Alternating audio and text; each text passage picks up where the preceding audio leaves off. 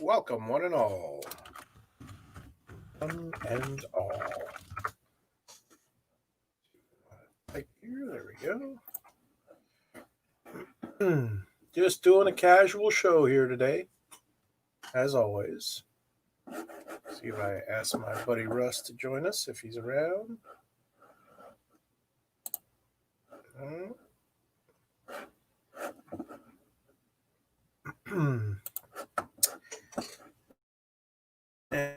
And we're going to be doing the usual today. If I can find my... there we go.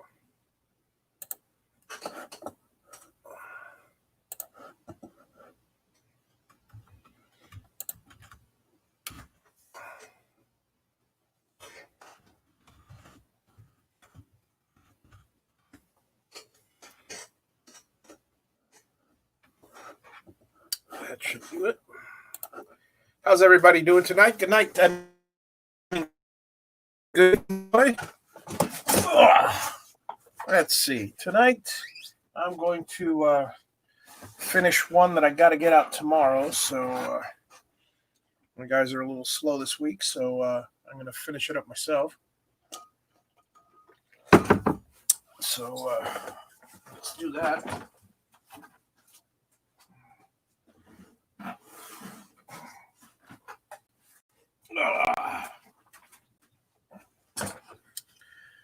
Let's see here. Hey, Clyde. Hey, Paul. Good evening, all. How's it going? Just going to finish up a hobby box. That's...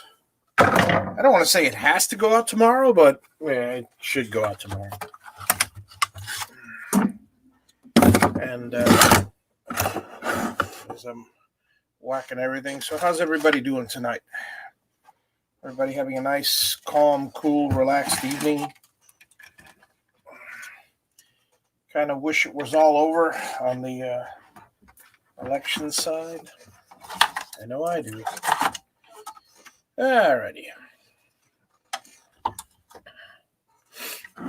So, put the camera down here for this thing. Let's see. There it is. It's nice to have all my stuff nice and organized and in order here. Alrighty.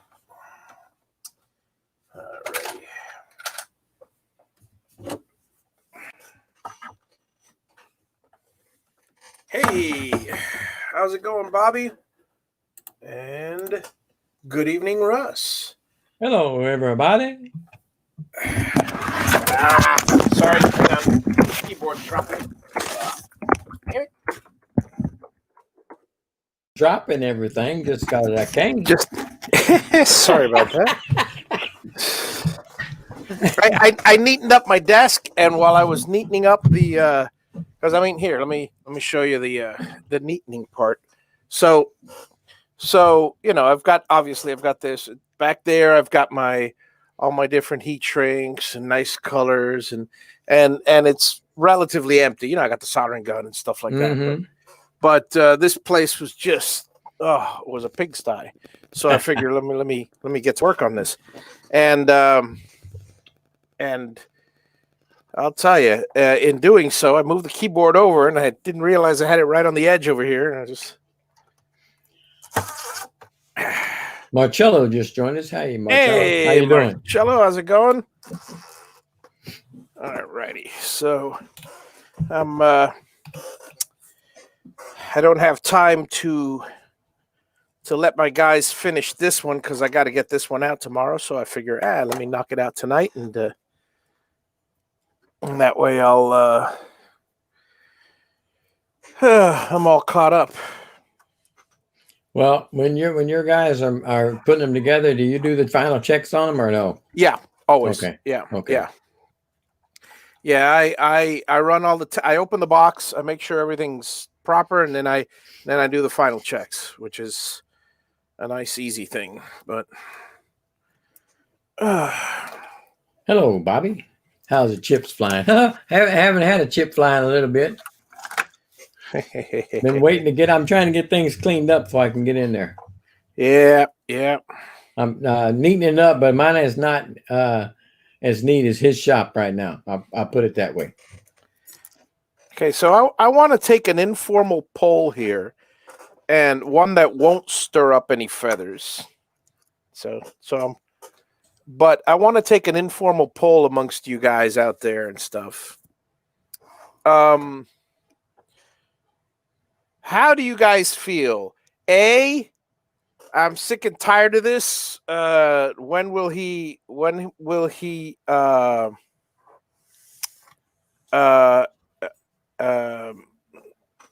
Just say it. Spit it out. when will he stop acting like a baby and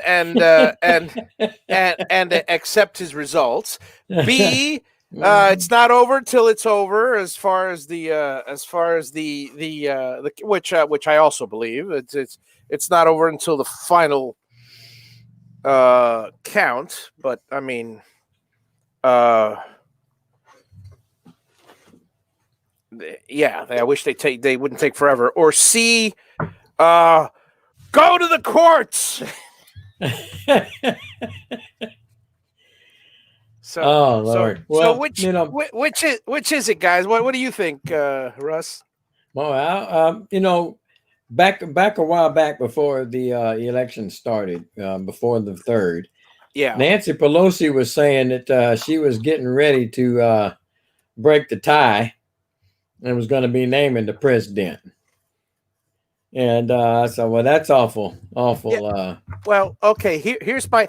Let me share with you. It's a little bit of a conspiracy theorist, but thing. But on one of the news stations, I heard. See, this part I'm not sure about. I have to read up on democracy, but I know that if he doesn't concede, because a lot of times what happens is the person concedes, and then the rest of the clockwork goes. The invisible stuff that we don't see happens smoothly. But if he doesn't concede, I mean, he could technically not concede. They don't have a clear electoral count, so it could start the process where the House of Representatives decides, and if that's the case, it's not all the congressmen that vote, it's by states. We say Republicans have more states, so they'll take the election. All right, that's one way it could go. Another way it can go, and get this is a crazy conspiracy theory, but what if Trump is planning this all along? Follow me here. He knows Biden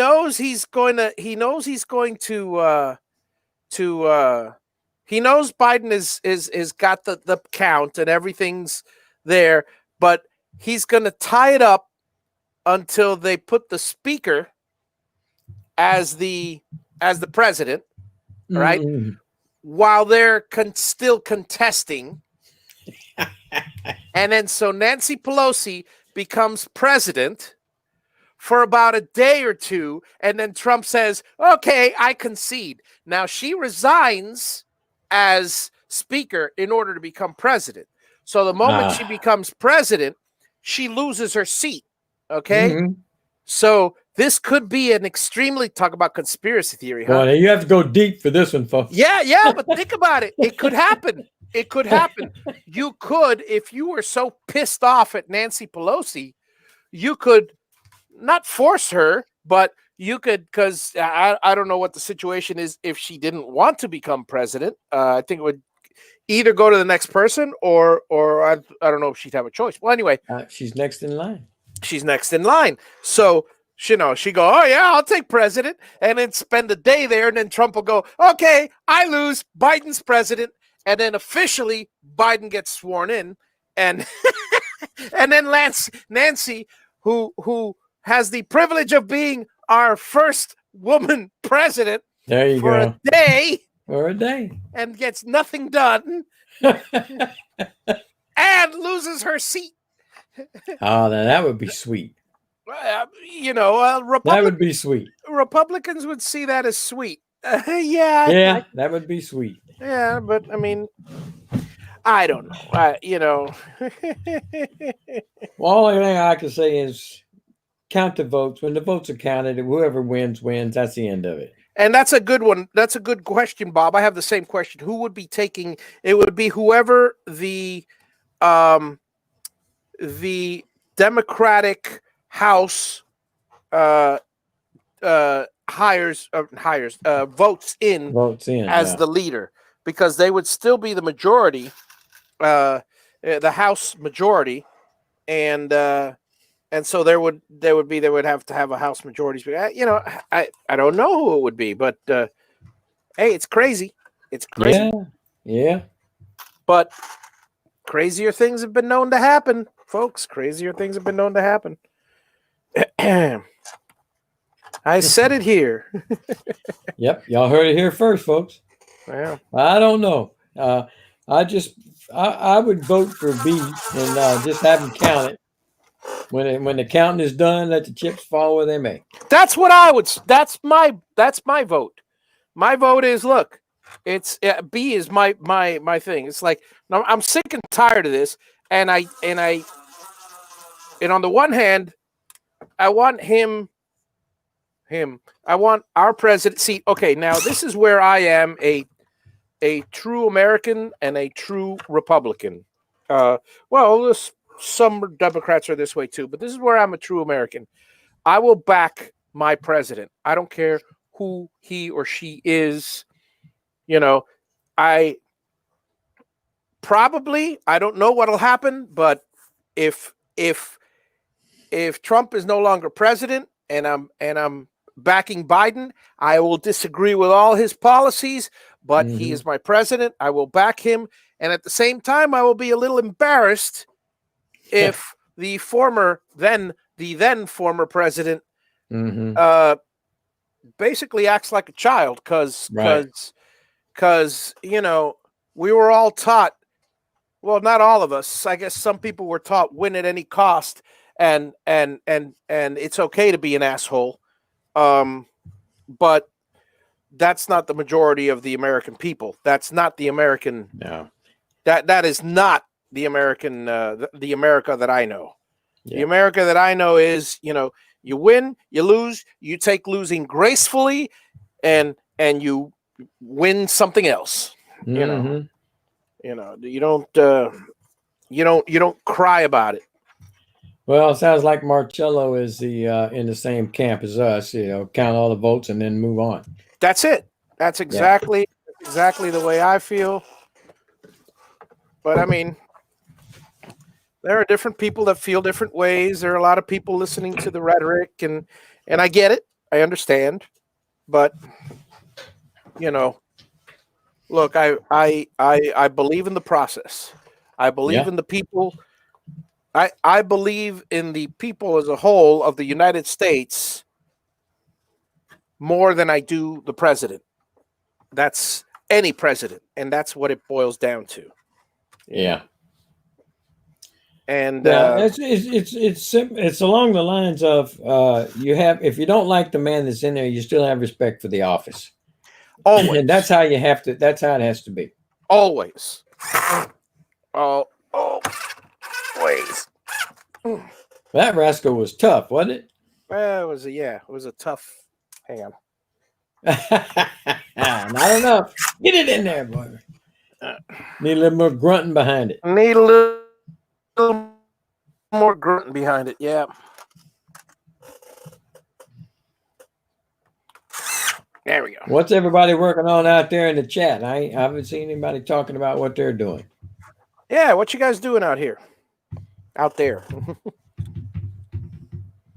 All right, let's see here. Let me turn on my wonderful soldering iron. Well, did your charging pad come in so your daughter don't have to lend you her brick no more? Well, there's a whole other story with that. Okay, so you guys know, if you listened yesterday, you guys know that I have that little mag charging pad, which is great.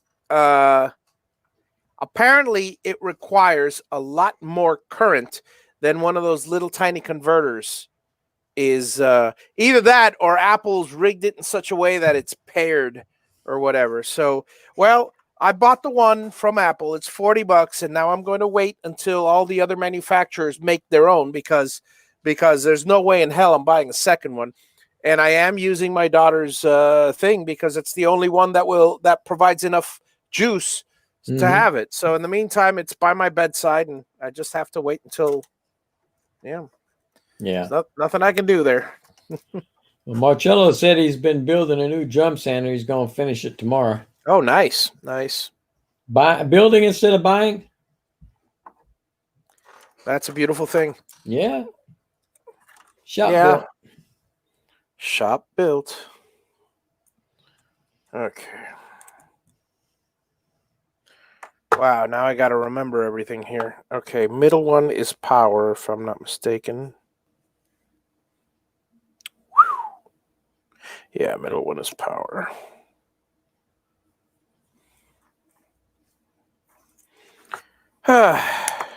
Power.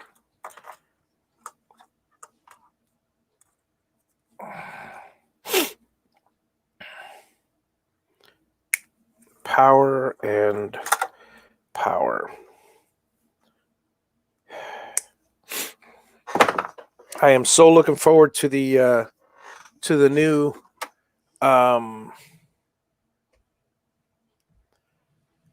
place. I can't say it enough, Well, you'll be in there in a year. I want my shop. Yeah. Hell, I think everybody out here wants your shop. Yeah, I know. It's like I'm dying over here. Well, your Colossus won't have to be hanging off the wall anymore, I think. Oh yeah, that's one thing. Definitely. It'll get its own huge monstrous space.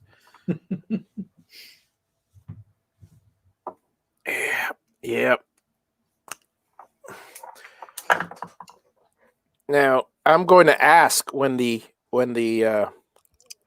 going to ask for a partial CO for the steel building. Mm-hmm. And then I'm going to ask him, listen, I'll ask the building guy, can I start moving my stuff in here? I'm not going to ask the zoning people because they're always going to say no to everything. Yeah. But the building guy will probably say, yeah, no problem. It's secure. It's done. And at that point, I will be starting to move everything. Let's see. This is in, and now this is out. Well, that'll mean the RV will get back in the shop. No. The RV. Oh, well, here's the deal with the RV. The first thing to be built on the property is going to be the septic. Yeah. Because I need the septic in order to put the RV there. Once I have the septic built, then I can. Once the septic is built, I've got water, I've got power, I've got septic. I can easily go to the building. Zoning needs permission from health department, for the septic. So once I have the septic in place, zoning will say, yeah, they can temporarily live there, and zoning will approve me.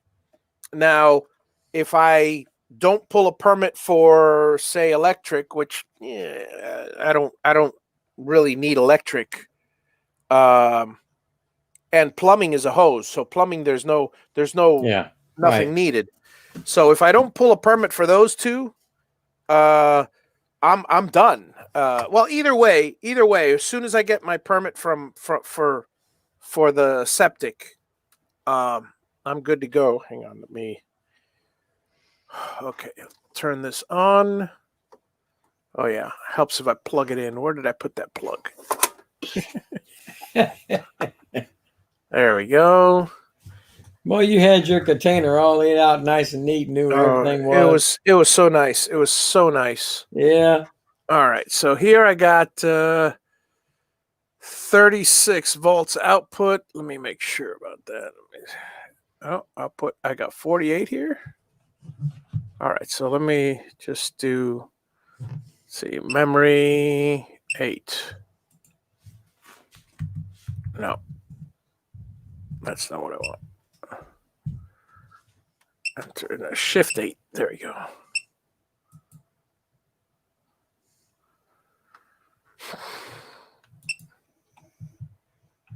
Okay. 78956. Let me see. Shift 6. I keep forgetting which one is which. 24 volts. Okay, I need this. It's 36 volts. So Shift 6, enter. 36 volts out. Powered on. Boom. And I should have, and I got 23 volts. 23 volts is the high side. This is not what I want. I mean, this is good, but this is not the one I want. Okay. I want the 12 volt one. I don't want to burn out my motors. Yeah. Yeah. So this is one of them. Here's the other one. And of course, as always, there's a missing wire, or something. Well, it's been a while since you built one, huh? Yeah. Yeah, that's the thing. It's been a while. Well, when I win mine, I want you to be well versed in it again. Yeah, there you go. There you go. Once you win yours.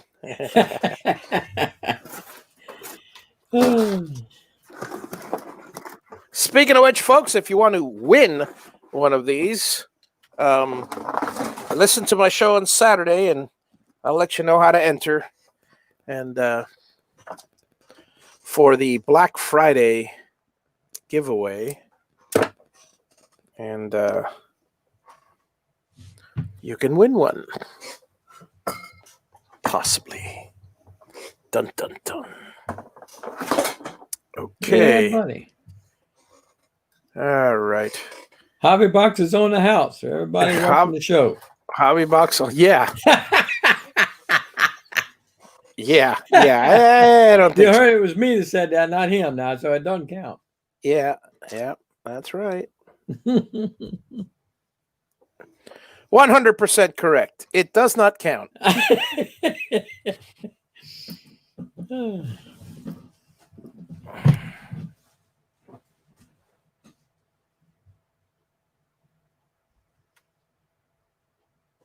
All righty. Well, I might as well face you guys down here because this is where I'm building. So let's do the old camera thingy. There we are. Marcello says 1 entry per person. Yeah, there will be 1 entry. Yeah, and enter as many times as you like, but it only counts once.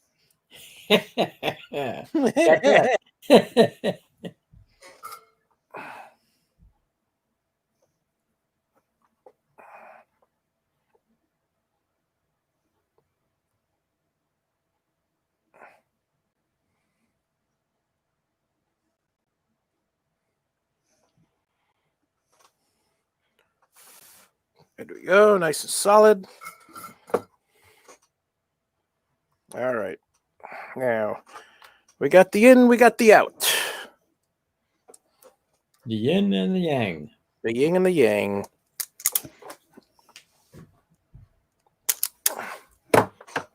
I'll tell you, it's just been, I just listened to Trump talking and I don't know, for the first time in a long time, he's chasing me away. And that's not a good thing. Yeah. Of course, he's not chasing me away from the party. He's chasing me away from him. Well, I don't know. Like I said, I was a Democrat for my entire working career, working for the government. Most of us are. Not all of us, but most of us. Probably about 75% are Democratic. Yeah. And 75 to 80%. Well, yeah, that I know. Yeah, and the only reason I turned over to the Republican side was when he ran, because I wanted to see what he could do. and I'm Republican for these last 4 years, Mm. and we'll see what happens. Yeah, yeah, I hear you. I'm not worried. I'm not worried about it. You know, there's nothing I can do about it. My only thing I can do is done. So now we got Yeah, to just live with what's left. yeah, exactly. You know, I'm good with everything. I'm happy with everything. I'm certainly happy the way things turned out. He certainly, at least for me, he. Okay, here we go. 18 volts. That's not 12. So That's let's not 12. adjust that.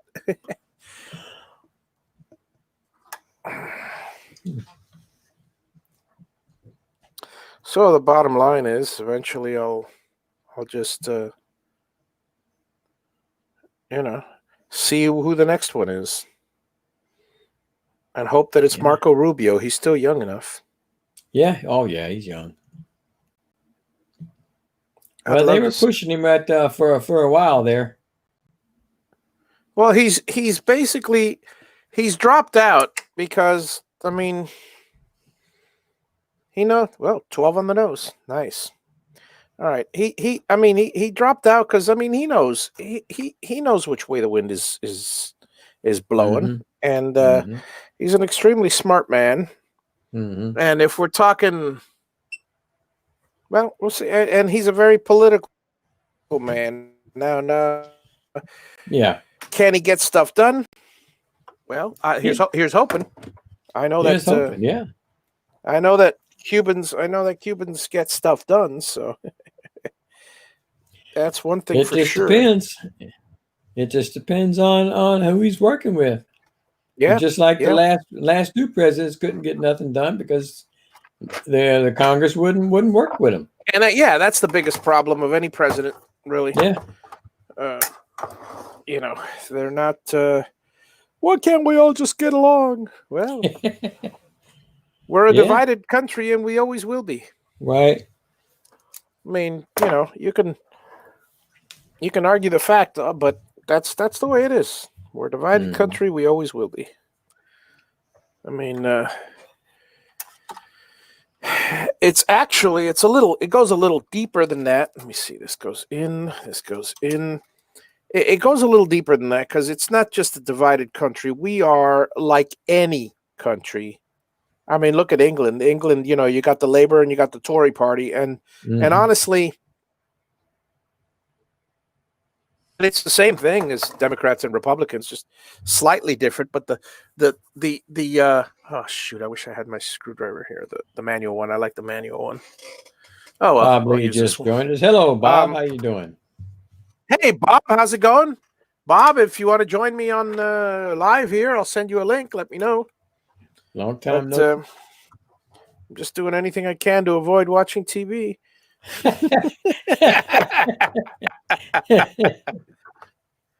So yeah, like I said, we're a divided country and always will be, but every country is a divided country, really, because there are always many points of view.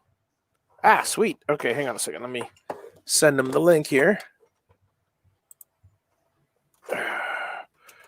Copy. Go to the.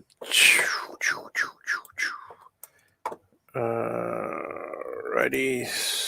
Bear with me. Why are you here, Herb? Herb, that's why I'm here. What does that mean? Joe, so because you don't want to watch TV. He says because he doesn't want to watch TV either. Yeah. His wife won't let him watch it. Oh yeah. The way I see it, this is the best alternative to the crap that's on TV right now. Okay, this is positive. As everything falls.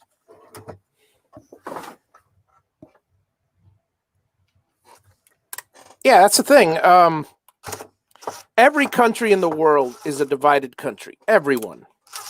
And what I mean by divided country is everybody naturally has many different opinions about different subjects. And what happens? You've got a leader of some sort that embodies many, but not all of your opinions, of your Right. views, you know, Mm-hmm. and so you go with them. Now it would be great if we had many more to choose from. Everybody agrees with that, but nobody's going to go out on a limb and do anything about it. You know, because basically, the way all the systems are set up is it just goes to polarization. You either choose one or the other. You never choose. Let's say there was one here that had all the Republican ideals, then you have the Democratic ideals, and then let's say you had here another party which is moderate and has both of these, but a mixture of them. Mm-hmm. Well, here's the problem. Here's the problem with the moderate party, with the moderate party, is that this guy is not going to go to the moderate party because he's afraid this guy will get a lead, more people, and then this guy is not going to go to that party because he's afraid that this guy is going to get the this guy's going to get a lead. So then they bundle together, and then and I'm guilty of that. I didn't originally want Trump, but I wanted Rubio, but Trump was the nominee. So, what's the choice? If everybody truly, if there was a different way set up where someone with a percentage, in other words, if it wasn't two parties, if it was like 5 or 6 people on the main ballot, that would be ideal. Well, talk about a split vote. Ideal. Oh, you man. would have to have percentages now. Yeah. Or runoffs. Well, yeah, exactly. But there's nothing With wrong with that. everybody It would having be a a much well, they have better them system. locally, yeah. Yeah, they have it locally when they don't have enough to win. The percentage is not high enough. 220. They kick out the last one and have a runoff. Right. Exactly. Oh, great. Let me see here. I've got. Where did I put my?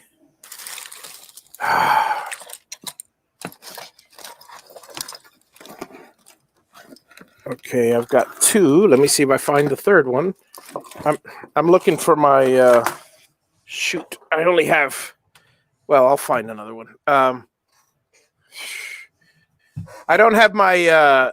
I need my for this thing for the power. I got to connect my. Didn't I send him the?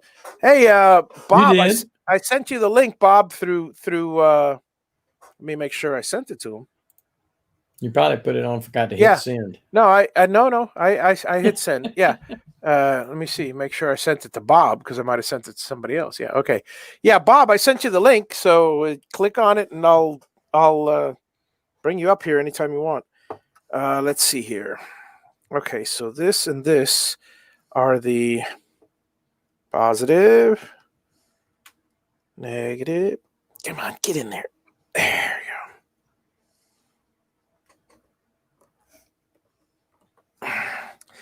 And then we have our wonderful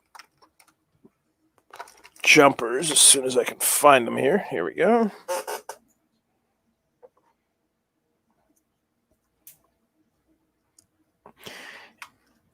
Yeah, that would be ideal. But,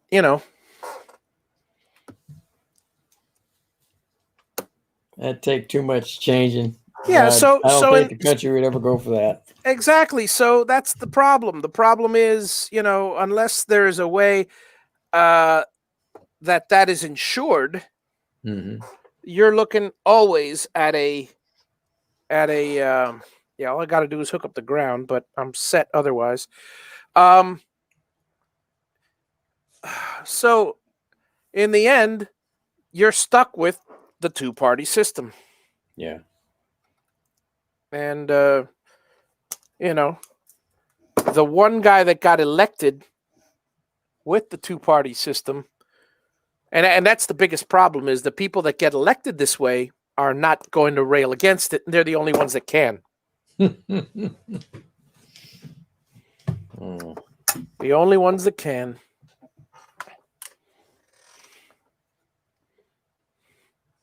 Unless somebody creates a two-party system bill or something, But again, unless the entire country wants it, and then all of a sudden something happens that it really, really gains momentum, like perhaps a president not wanting to concede after his time or something like that. Yeah. I'm still hoping. I still have hopes that all those ballots will be Republican, but come on, one thing is hoping, another thing is facing reality. Yeah. All right. Well, I'll send him another one. What's that? Bob. Bob, yeah. Send him another one. I'll send him another one. Okay, so this goes here, this goes here. All four of these. Let me get this thing out of the way because this is in my way now.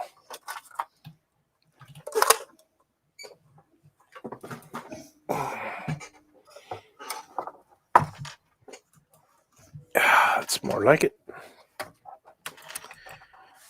Okay.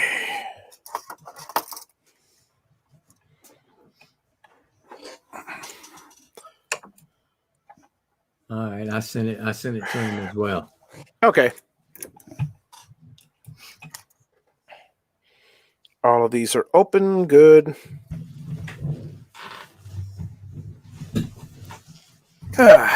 So yeah. Whew. Yeah, my old tum's not feeling too good right now. I ate something I shouldn't have. Oh yeah. Ate too much of it. Corona. Ooh. Yeah. I don't think so. Not this time. Ooh, boy, but it's rolling. I went to the store and I was out of my tea, so I went and got me some tea. Right. Naturally, I passed through a few aisles and I did a couple more things. I come back with some cake frosting. Oh, joy. And no cake to go with it. Since the wife is not here, I just buy what I want. Oh man. Oh Lord! And I got me some. It was the Betty Crocker's cream cheese. That's good Cake stuff. frosting. That's good stuff. And I ate almost that whole little container, and I'm paying a price for it at the moment. I hear you. I hear you. It's not that good. The second time around, it's not. Yeah, I had a somewhat not a similar scenario, but a scenario where, see, my wife has some regular students. There's a set of students that even after years of being with her, they still send her Christmas and other type of presents. And one of the students, I mean, we're talking junior high students, makes these cookies. Now, my wife likes the cookies, but she only likes the chocolate chip ones, and none of the rest of my family like the cookies. And then my wife, the chocolate chip cookies, she can only eat so many of them. So every time this guy, we'll call him S, sends sends a batch of cookies, it goes to me, and that's a beautiful thing. So I'm very happy, and she never says no because she knows I like them. So she will continue to accept the cookies. So what happens? Oh man, what? Where's my? I don't have a ground here. I gotta solder that before I start goofing around with the rest. Okay, let's trim your hair back here while I find another ground and connect it.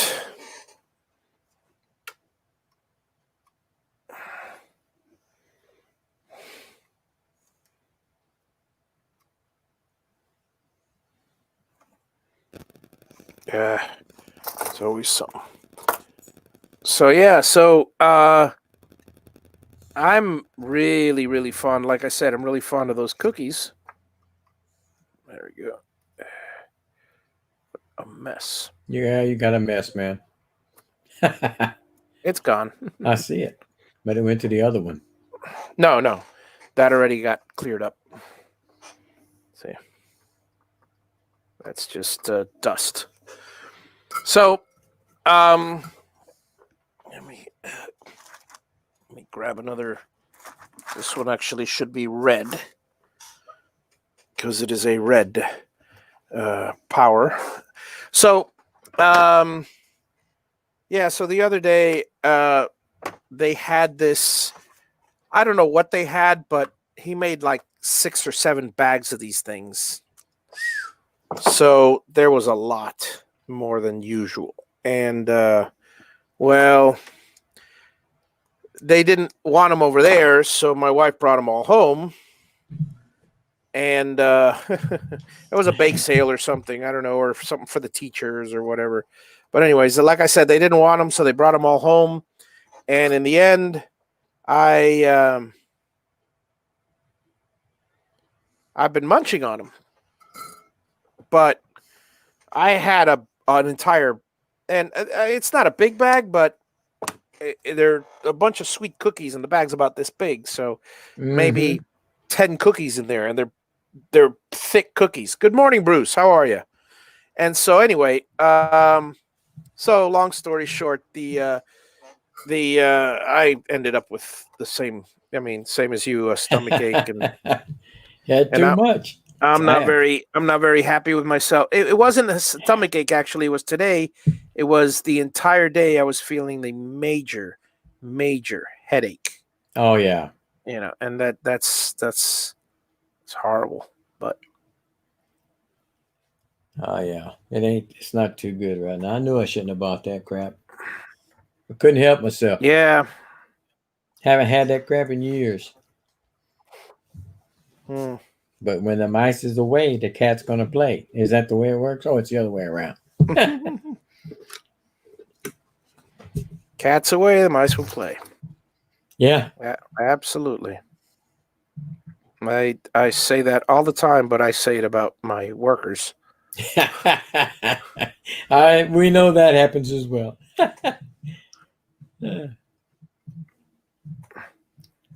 I know I was working in the oil field before I went to the post office. And we were just having some make busy work at that time. They had a bunch of us out there. We're supposed to be fixing pallets, putting good wood on pallets and stuff like that, making them good again. And of course, nobody was doing anything but just standing around yakking. Yeah. And so the big boss drives by and he's watching, and a couple of the guys, they spot him, so everybody starts hammering on this pallet, and he stops and he says, hey Kevin, how are you today? Hey Kevin. Go on. He says, I know y'all weren't doing anything. They said, how do you know that? We've been pounding on this pallet. And he said, yeah, because y'all all pounded in unison. Yeah. Everybody was pounding at the same time. And you know that ain't right. He said, no, y'all weren't doing anything. Yeah, nobody does anything together. No. Everybody was pounding at the same time. Oh, Lord. Ah, shoot. That's what happened. I'm going, why is this not working? It's my my thing went down to 180 degrees. The soldering iron? The soldering iron went to sleep.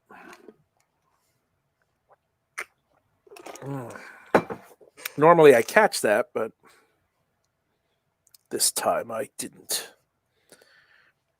Yeah, so I would have sure caught it when it didn't solder. Yeah. That's just it. It was hot enough just to solder enough. Hark. I heard a beep. I hear a beep. Bob Lee. Oh no, that was what? No, it wasn't Bob. It was let's see, what did Michael do? A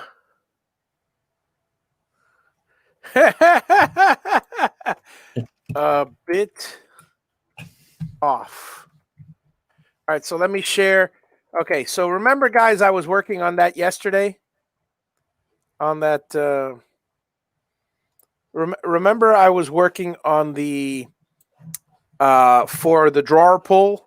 Yeah. Yeah. All right, so let me share with you the. Hang on a second. Let me answer him. Yeah.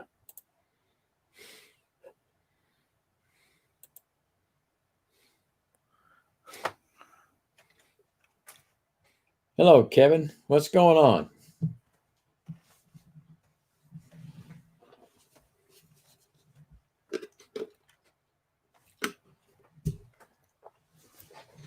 All right, so here is. Hang on. Where is the share screen? All right, so come on, share, and there I am, and so Oh this. man, look So at that. it was, yeah, it's nice, but you see where all this mesh is? That's where Uh-huh. that is supposed to be, and my logo has a drag chain on top. Yeah, it So does. Yeah. so it got Okay. completely cut off there. So it looks nice though for a drawer pull. Yeah. Now he's gonna do red on gray, so that'd be nice. Yeah, I'm gonna have to get with him, see if he got mine. I haven't seen it. Yeah. Oh, hark!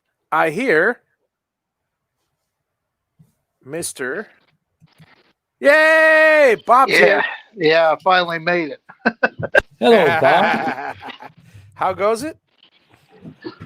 Okay, how are you? Very good, very good. I'm just here a soldering along, a soldering we will go. Yeah. Yeah. Hi-ho, the merry-o. I figured that song was How you coming doing, out. Russ? All right, how's it going, Bob? Yeah, I'm just a Staying little. away. Wait, don't tell me. You're just staying away from the TV as much as possible? Yeah, well, that too. That too. Yeah. Not. I know I am. I can't stand it. I've had my Yeah. fill, if you will. Oh yeah. Yeah. Bruce wants to know what is the cordless drill that you're using for the screws on that board? Well, I will tell you. Hang on a second. Let me. I've got. Hang on a second. Let me just close all my windows here because I can't see anybody. Okay, here we go. This is dun dun dun. Hang on. Wait. Where am I? Here I am. There it is. So 20 volt. this is the 20 volt max. This is the hammer drill. The DCF 887. I've got 2 or 3 of these. I love these things. They're handy and they pack one hell of a punch. I'm very and they're variable. You see, I'm very very careful not to use them on full hammer drill mode. Not that it would; it'll just pop right off the top of the screw. But hell, you could shred this thing if that was the case. Right. We do. Oh no, this that's not it. There we go. That's what I was looking for. Okay, so number. Okay, I need to trim these. That would help. So yeah, it's been crazy, but I'm just like you. I've had enough of it. No, very much so. Very much so. Well, I've actually turned my interest to a little bit more in the shop recently. We are fooling around with some last minute, well, which would be last minute to me, but Christmas stuff, ornaments, Oh, and things nice. we're trying to make and things like that. And I've also got a couple of everything's playing with the scroll saw project. I put my end table on hold for a little bit. I had to run some more material through the planer and joiner. I've run out of material that I was using, so I had to go rustle up some more. Yep. Yeah. TV stands. So yeah, I'm just kind of winging it right now. I've got some other things I want to that we're trying to get done for Christmas and Right. things of that nature. Yeah, that's a good idea. I'm going to start doing some of that stuff pretty soon. I wanted to originally, but I don't know if I'll have time with all the with the now with the build because of the new house build. And Oh, okay. How's that coming along? well, everything's ready to go except right now. The only thing I'm doing now is concentrating on the financing because as soon as I get the financing for the house, it's all hands on deck, and and that's it. Then I'm full, full steam ahead, as it were, full speed, full steam, full everything. Okay, so this is the 24 volt. So I need to connect this to this to this. How many boxes do you have to build now? Well, I'm not building them. My guys are building them. This one I'm doing. I'm doing this one because I promised it that it's going out tomorrow. So I don't want to break my streak. And well, that's it. I mean, it's okay. Hang on. This goes here. This goes here. Yeah. So yeah, I'm let's see here. So I'm finishing this one up myself today so I can knock it out tomorrow.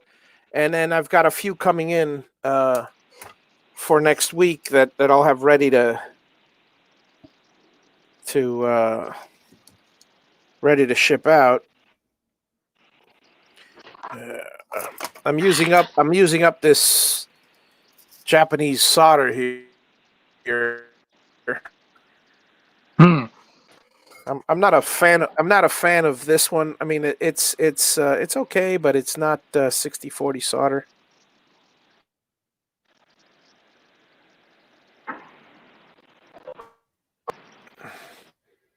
I mean, I'll work with anything, But Yeah. this has got a little more. I mean, it's ROHS. Do you have other people helping you now, Javi, with these?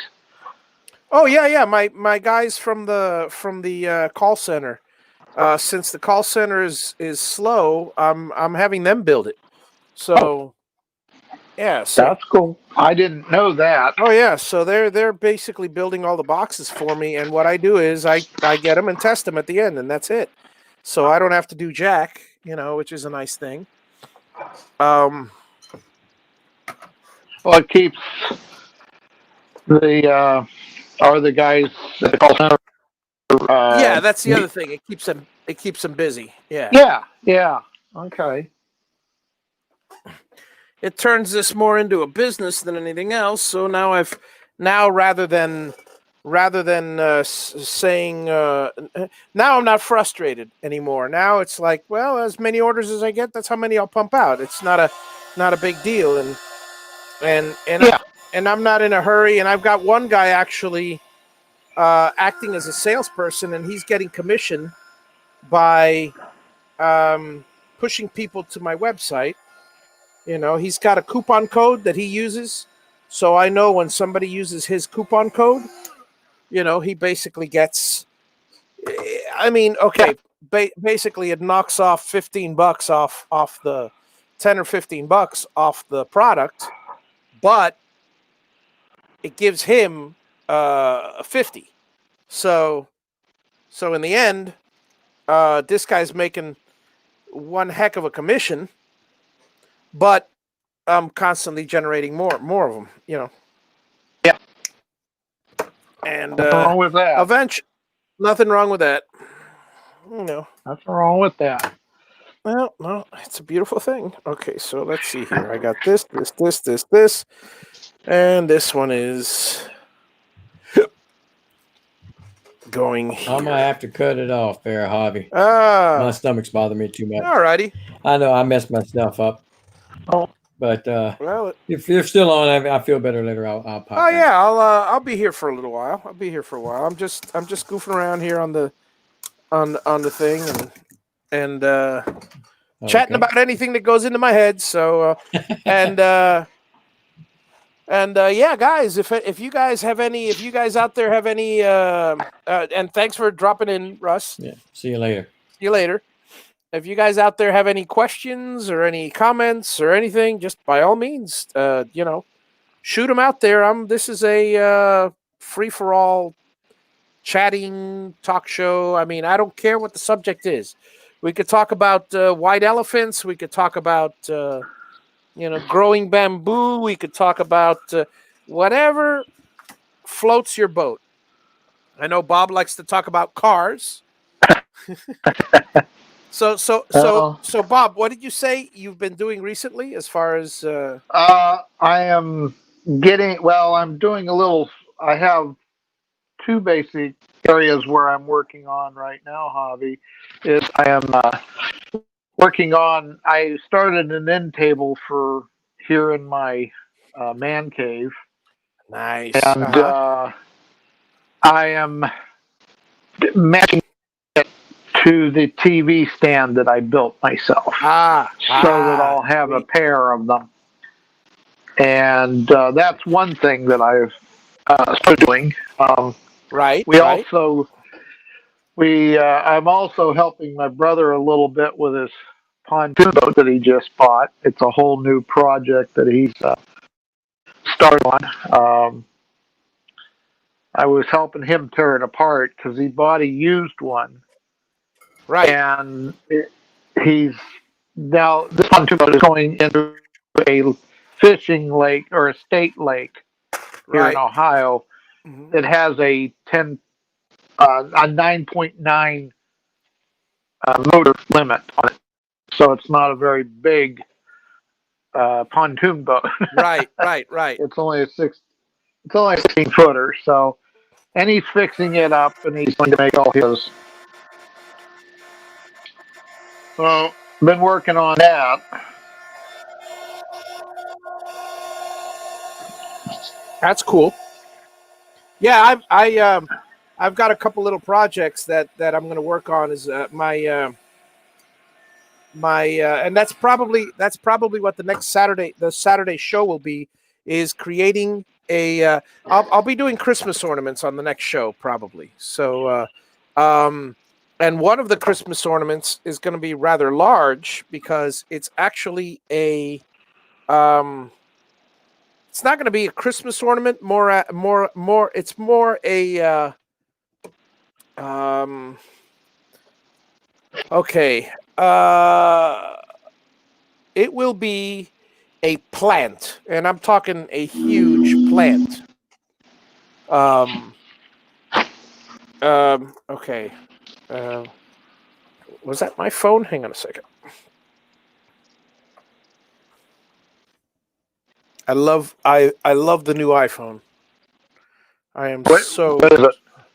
I got the 12 and the 12. Oh, okay. Yeah, it's fantastic because all I got to do is just look at it and let me all I got to do is look at the phone. Like for instance, okay, so I'll shut it off. Okay, so it's off here, right? And it's locked. Well, right now I'll just look at it, and there it is. It's open. I've got the new. It's unlocked. So same thing, facial recognition. Yeah, but I set mine up because I don't use it that way. Ah, okay. It's just my wife and I don't care if she picks mine up, but I just bought the new 2020 version iPad Pro. Right. And it has all that stuff on it too. Oh, I love it. I'm crazy about it. One thing I forgot to do, but I'm not going to do it now. It's too late. Is to put the heat shrink around these two things. So, forget that. Should have thought about it before. But that's no big deal. That's the advantage to when these guys do a bunch of them together. they they never get it wrong because they're doing the same task over and over and over and over. Yeah. Whereas, I haven't done this in a while, so it's no big deal, but I'm not going to tear apart a whole solder job and 8 connections just because I didn't put a heat shrink, which really is not necessary. So, but I will put the heat shrink on these, and make sure they're all nice and tight and ready to go. So this one is, because these are important. This is Y, so this will be yellow. Where is my? Here it is. Grab my heat shrinks, my thick heat shrinks. The other thing I'm working on is, I'm playing around with some scroll saw items, and Oh yeah. yeah, I'm making a small Christmas tree ornament that's going to have 2020 as a Christmas tree ornament, but the top 20 has a 2 and a roll of toilet paper, and the bottom one is a 2 with a face mask. Oh, nice. That's cute. Scrolled into one. It is a cute looking thing. Yeah. And I'm just making them for family and to give away here within my own family. Yeah. Just some fun thing to do. And Yeah. I've got a couple other projects that I'm working on too, but they're just all scroll saw items. Yeah. That sounds fantastic. Okay, so here we go. So I am keeping busy. And Oh yeah. That's the key. probably the most important thing. That is the most important thing. Yeah. I got to tell you, not and I don't mean this as a dig on anybody's age, of course, but when we all get up to a certain age, I have noticed so often that the people that live the longest, once you go sedentary, I hate to be morbid, but you die. I mean, it's you know, Hey, I'll tell you something. My brother is 74, right? yeah, They're 76. He's 10 years older than I am. right, And he has remodeled his house. He's remodeled the cat house. He had sold his pontoon boat last year. right, Only offered him a good buck for it. yeah, And he decided he'd been on a fool, was not around with one. right. But he just here about a month ago or less, he decided he wanted one again. But he wanted to fix one up himself. Yeah. And Hey, it Big needs, D, how's it going? I'm sorry to interrupt. I was just saying hello to Big yeah. Dave Clemens over there. Okay, go on, Bob. Yeah, so he's decided to go To ahead do the and pop, right? yep. I mean, new deck, new motor, or rebuild motor, new canopy, new playpen, the Whole 9 yards. whole 9 yards. Yeah. Yeah, it's funny. Oh, But I don't know if you did. I mean, I talked about it on the show, but did you ever hear the what happened with the neighbor and the uh, container? well, all I know is the last time I talked to you, I'll tell you what I know, and then you Okay, fill in I'll from there. I'll fill you in. Uh, yeah, the container was up for sale. You hadn't got rid of it yet. Your trailer had been pulled off and Right. staying nearby, and that was all I knew. All right. Well, I sold a container Okay. for considerably more than I bought it for. There's nothing wrong with that. No, absolutely not. The guy got a deal and I got a deal because I originally got a deal and a half. So Hey, that's right. Well, as the container, let me bring the camera down for a second. So, yeah. Hi, So, Javi. hey, how's it going, Russ? So as the container was coming down, um, I should say, okay. I'll tell you the whole story in a nutshell. It's easier to go chronologically. Yeah.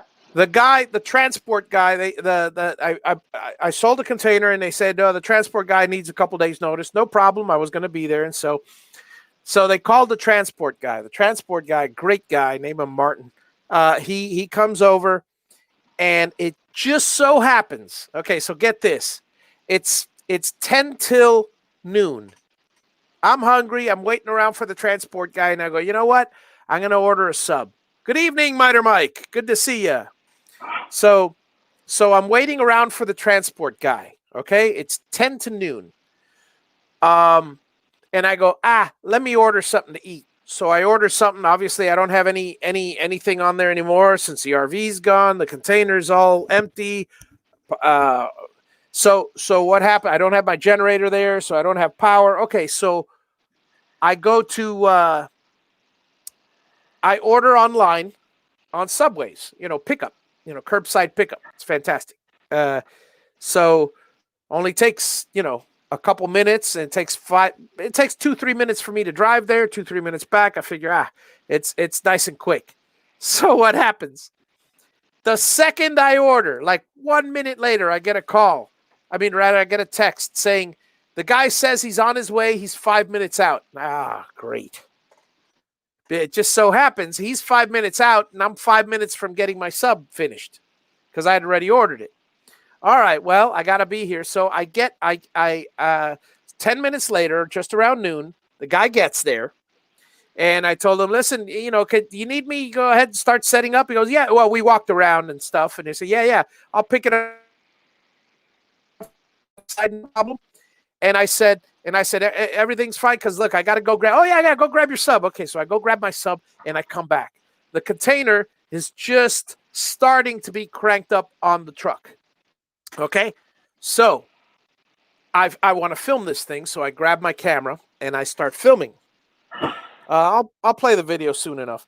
I grab my camera and I start filming, and then out of the corner of my eye, I see my neighbor. This one neighbor I have here on the side, he's filming with his iPad. He's sitting on, he's leaning the iPad on my fence, just filming the whole thing. Why he would film something leaving is beyond me. So I walk over to him, and as I'm walking to him, he just walks away. Mike says hi. He just plain walks away. So as he's walking away, I go, hey, Rich, would you happen to know? Were you the one who reported me to the county? And he goes to me, damn right I did.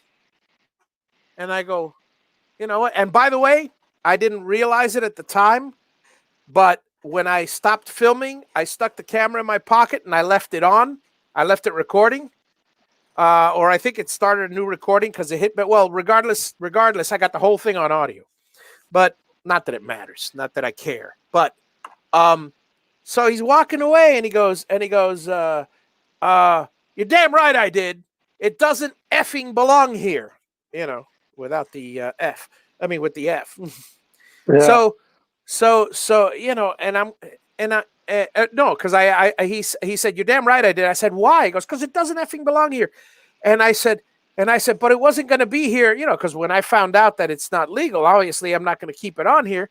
And so I go, it wasn't going to stay on the property. It's only for me to, I didn't even get my sentence out, which I had told him before, it's only for construction purposes.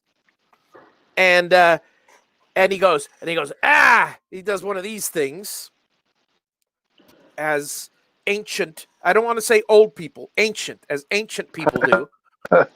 because this guy's past old. He's on the verge of you know, sad to say, he's looking at death's door. And you know, and I try to have as much respect for him as I can.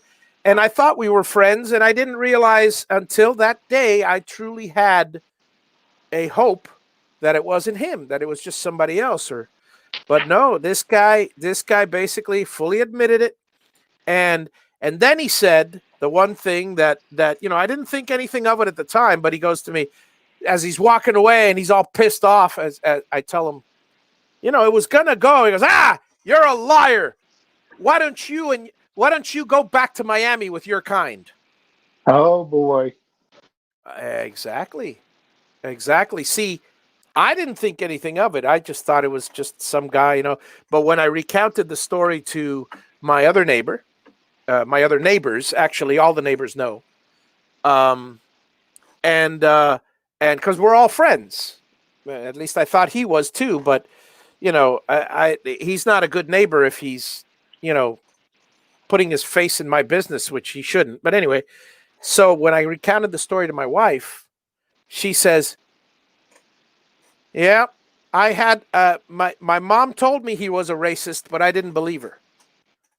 But apparently he is, and I didn't see it that way. But then after she said it, and after going back on the tape, yeah, he's clearly someone has some issues, some old what is it? Old grandpa racist issues. Yeah.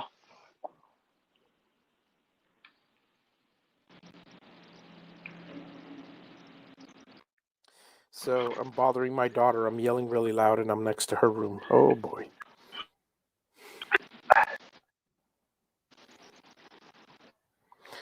And my wife wants me to take out the garbage.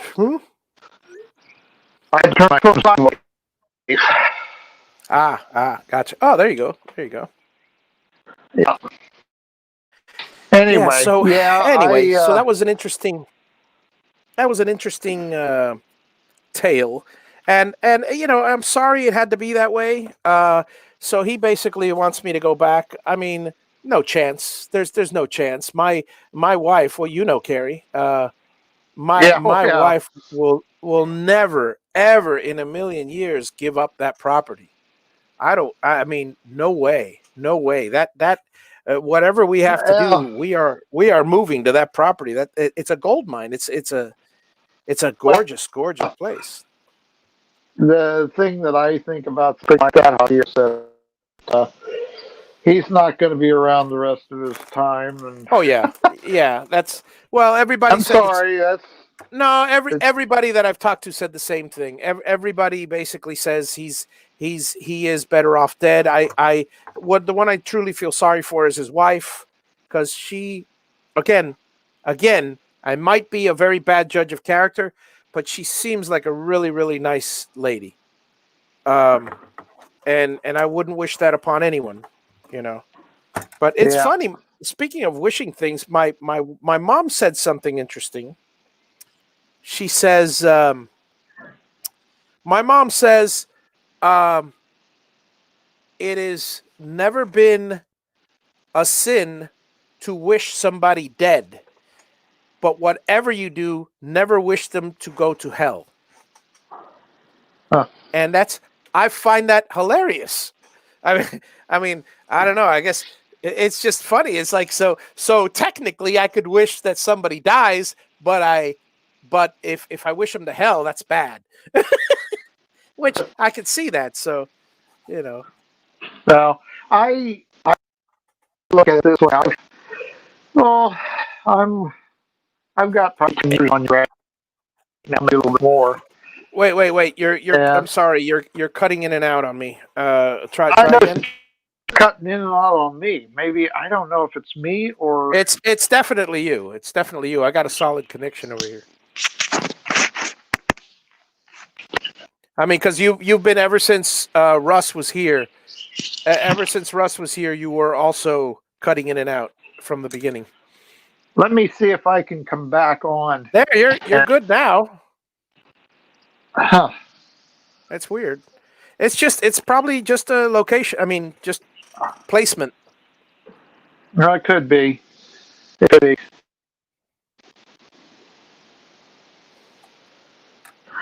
Anyway, um, yeah, I've made it my choice to want people to. Well, ever since I really got onto YouTube, uh, I've made it my endeavor to meet different people and to meet different people, different Yeah, type of person. right. And that was one reason why we came clear down to Miami last year. Yeah, I could definitely see that. I mean, that was the whole purpose. I mean, um, if I wanted to be the way that guy is, I should be the same. I'm not come. Yeah, exactly, exactly. Stay in your own little cubby hole if that were the case. Yeah. Yeah, I'd just stayed home if that was the case. I wouldn't even that matter. But yeah, I enjoy. I, I'll tell you what, YouTube and being able to reach out to a whole bunch of different people now on YouTube and Facebook and Instagram and whatever. Yeah. It's made a big difference for me. It's kept my Oh, son. absolutely, absolutely. I couldn't agree more. If I didn't have this, I don't. My wife and I haven't really left our little bubble, if you will, too much. I went down for 1 or 2 days with my brother, and even that was pushing the envelope a little bit. I wore my mask and stayed. I was a washer for him, stuff like that, just helping him Right. out. But Mm. I didn't really work with him side by side, you know. He's just as Yeah. much risk as I am. Yeah, it's a dangerous thing. I mean, it's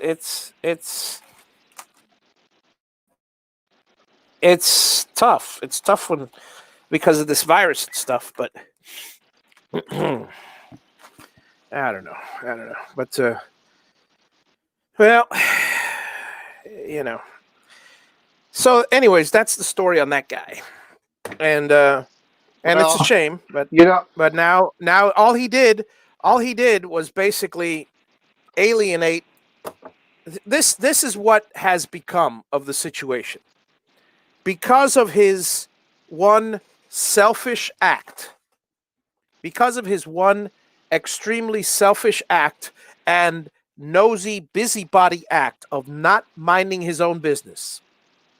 He has created a well, for one thing, my 1,500 followers are aware of that, but they don't know who the hell he is nor care. But my family, um, now basically, and I'm talking about 13 cousins in and all their sons and daughters in Orlando. Um, Certain officials that he contacted, and my family, and pretty much my kids and their followers for the rest of their life are going to be looking uh, very, very poorly. Hang on a second. Let me just make sure I got the right. Okay. Nope. That goes this way. I hope that something I'm able to travel again, come back down and see your property. Yeah, yeah. I look forward to that. And I mean, hey, it's just 1 year. We're only talking about a year and a half before it's done. So, and that's Yeah, the other well, thing. Okay, so that's not the only thing that happened. That's just a he could probably care less if anybody's angry about him. But guess what? Now that I do not have because of his situation, I granted I sold a container, but all that's paying for storage. So in the end, I do not have the money that I was going to. I was going to be the good neighbor and block off the entire construction.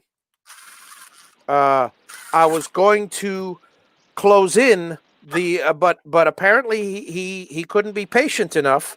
Well, and I understand it. He's only got a couple years to live, so he wants to have that view for the next couple years. And you know what? That he'll get it. He'll get it, and I'm happy for him if he does. But basically, in 2 or 3 months, the RV goes right back up there. I cannot place it anywhere else because the electric is there. Okay, so Yeah. the RV basically goes boom right across. What's more, because now I don't have a container there, guess what I've added to the property? A 10 by 40 shed that looks exactly like a freaking container. Yeah. So You're going to be. You're actually starting ground in the next 6 months, probably.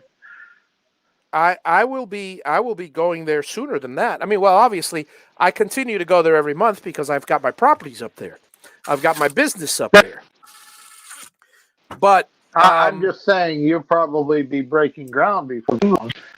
I will be breaking. The financing is the only thing I'm waiting on right now, and that's in the works. I've got 2 or 3 people that they're putting together a plan. So between, I would say, November and January, I will have pulled the permit. If I pull it sooner in November, then by December I'm breaking ground. If I pull it in January, the latest I break ground is February 1st. So beginning of January, I'm breaking ground.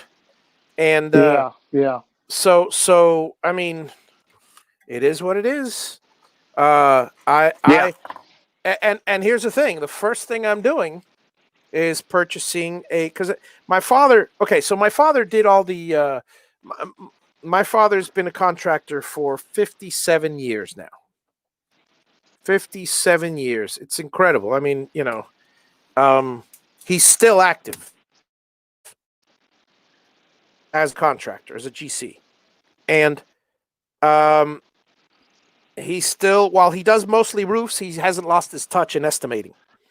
So I went over to him and spent the better part of a week with him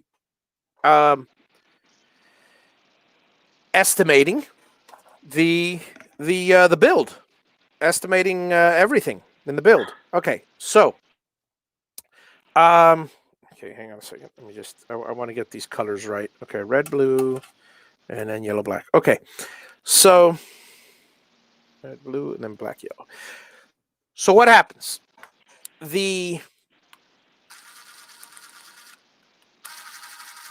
We've been doing the takeoffs and we've been doing the estimates on the plan, and I've got it. I've got everything that I need. The electrical and the plumbing I'm doing myself because I really don't need him for that. It's just counting boxes and counting equipment. I know what's involved there very, very well, but there's a lot of the big stuff. He's given me advice. Go with this type of roof membrane as opposed to this one. Go with this type of sheathing as opposed to this, et cetera, because I've got lots of different choices. All right. So that being said, we've got the estimates done. Tomorrow I'm going to work on some of the plumbing. But hey, Leonard, how's it going? Welcome.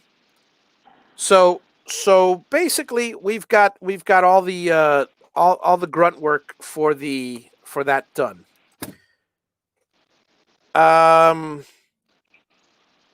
One of the things, and I did value my father's advice on this. One of the things that he said is, I asked him, I go, Dad, this is available, this tractor with a loader is available for $13,500. Will it be a good idea to buy the tractor, or am I better off renting and stuff? So we did all the grunt work, as it were, And it turns out that it is much more economical to buy the loader. So I will basically have a tractor. That's one of the first things I'm getting, because here's the thing with the tractor. With the tractor, I can do all the grading. I could do the excavation for the and all the form work for the concrete guys. I can do all the, hey Mario, how's it going? Welcome. I can do the form work. I can do the and here's the big one. Aside from the fact that I'm gonna, I got to grade, I got to do the form work, I got to move all the fill around, because I'll just have them dump a truck of fill and then I'll do it. I'll do all the compaction. That's another thing that if I purchase a compactor, actually my dad has one laying around, so I don't even need to buy one of those. But if I buy one, it's cheaper than renting one for all the compaction. We're talking 7,000 square feet for the house and the garage, and then another 5,000 or 6,000 square feet for the driveway. Remember, that driveway is quite a ways off from the house. So a driveway with pavers, because then you have to compact the pavers after. So bottom line, it's best if I buy the tractor. So the first thing I'm buying is the tractor. So you're going to see some, or, you know, my neighbors will be enjoying the, for a while, will be enjoying the construction.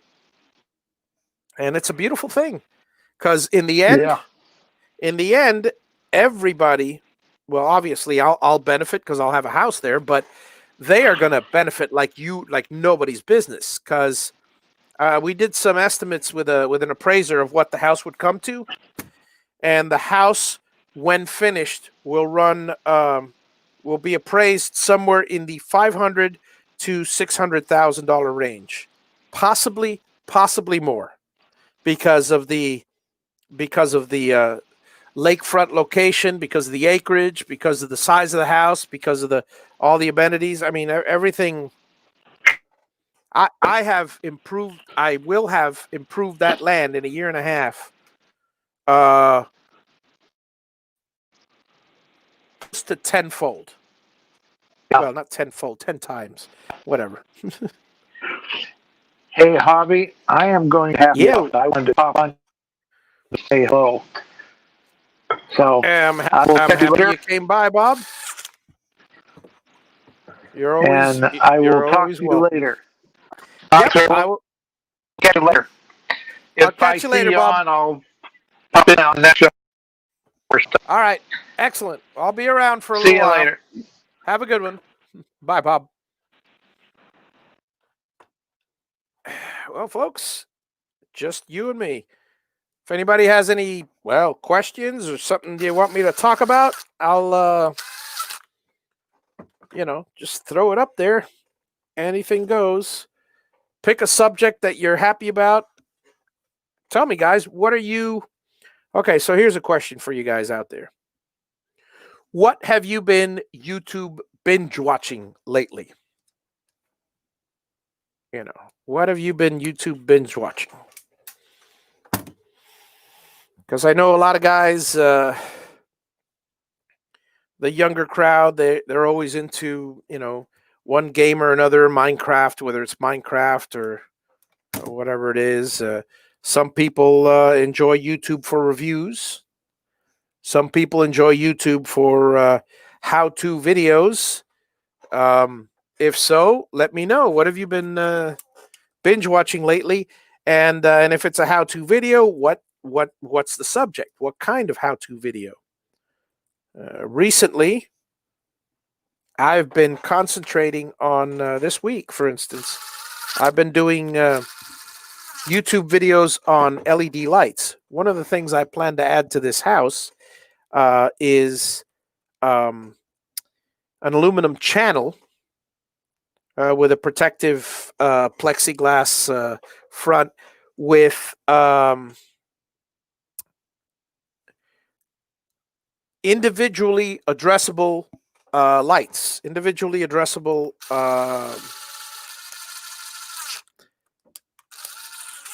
what's the word? Individually addressable LED lights. That's the deal. Because what happens is, I don't know about you guys, but I'm not a fan of putting up Christmas lights every single year. It really gets to be tedious. So, what better idea? You guys tell me if you have any thoughts on the subject. What better idea than to have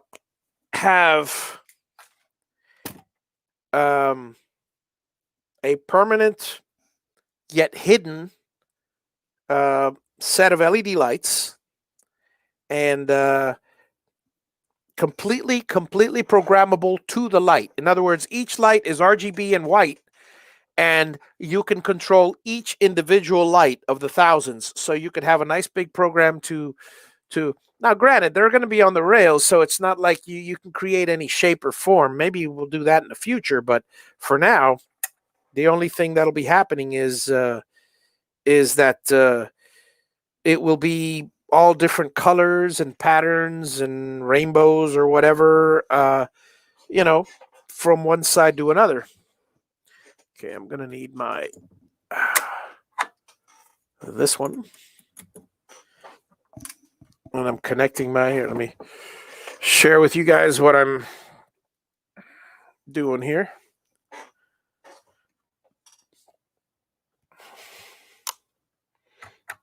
So that's what I've been binge watching. Anyone else? Anyone else out there? Got any binge watching ideas? Whether it's I've had some friends that are binge watching different. They've lost a job, so they're trying to binge watch another job. Some other type of income source. Some people have been really looking up Etsy and things like that. Which that's fine if that's what you want to do. It takes. They take a lot of anyway. They take a lot of commission, but they bring the people to your front door, and you don't have to do so. So it's worth it, I suppose. Anybody that buys stuff on Etsy knows that they're paying more, but it's customized, and a lot of people don't know where else to get it. And then again, there's a lot of people who, speaking of Etsy, that they don't care. To them, Etsy is a steal for a lot of these custom things that otherwise they'd get at some store for a ridiculously expensive price. 3D printing is extra income here in the Philippines. Excellent, Bruce. Yeah. What kind of machine do you use? I've been looking at the Ender myself. I have a monoprice, and it's just it's too small and unreliable and old technology for 3D printing. I'm eventually going to get an Ender, but at the moment I don't really 3D print anything. So that's for the future shop,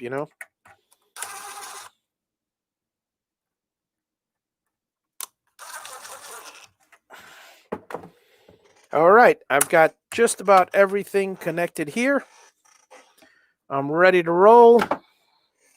All I need now, let's see, a huge scope of option. Oh, artillery sidewinder X1. Ah, nice.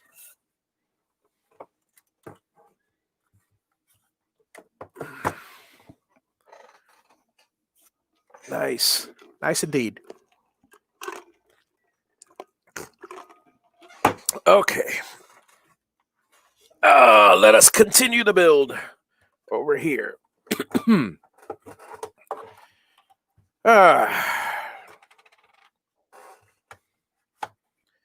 All right. That's fine. I still got one more thing to connect here. This is fine. This can go here already.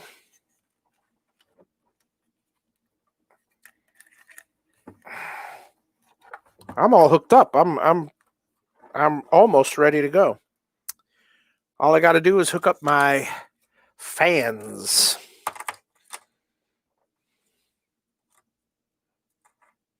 Okay.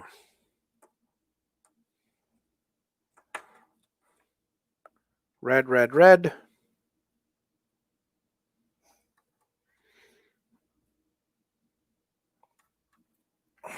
And of course, red, or rather yellow in this case.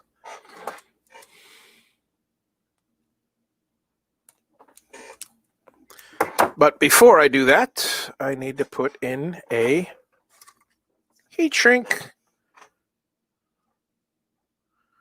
Gotta love the heat shrinks. All right.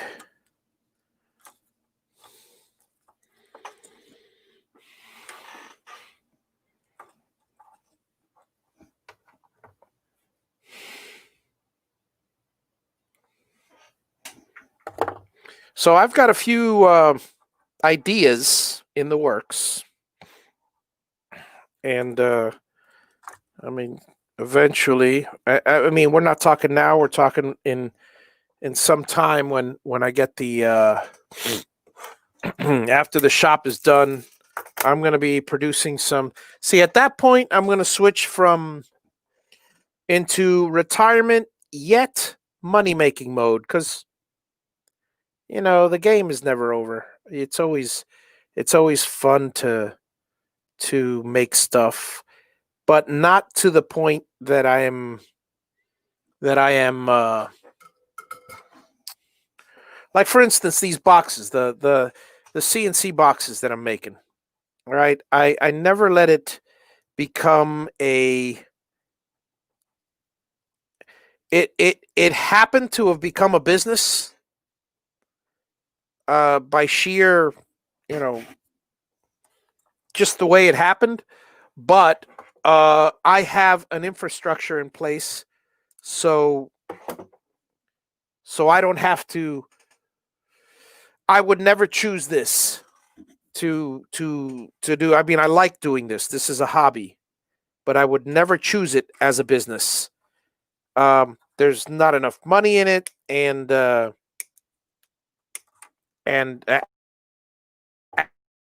at all, and even at the amounts that I sell, because I'm doing quite well ever since something recently happened that forced me to look for outside customers. Because as many of you know, recently I was doing this for a gentleman, for an individual, and that was the main reason. And yeah, I was making a little money on the side, so but in the end, there was a difference of opinion, and he decided just to drop his support completely. And he was the only one really I was selling these things to at the time. I sold out of the first 50, I sold 2 to someone else, to for a different CNC machine. I still sell them to his customers. They find out through other people, and but mostly I sell them to my clients that I've found through other means. It's all about the sales, folks. You cannot build a business. You cannot build a business without having the I don't care what business it is, without having a plan for getting customers. You can't just say, "Oh, there's a lot of demand for this, so I'm going to build them and I'm going to be a success." No, you're not. You're going to fail miserably. Sorry, but you are going to fail miserably. You have to, before you design anything, even if you duplicate somebody else, before you design anything, you have to have a plan in place. Now, at the moment, mine wasn't a business and I didn't have a plan in place. But I've been down this road long enough that I know that if so what had happened to me is since I saw the future, since I saw myself, I wanted to save money for my clients, so I ended up buying 50 sets of these components in bulk, and then just so happens after I ordered the 50 sets, that's when the schism happened. And now I don't want to say I'm stuck with 50 sets, because at this point, I don't get stuck with anything, and I'm not returning anything. I'm committed, and I'm still helping the community, and it is what it is. So in the end, I ended up getting a different clientele.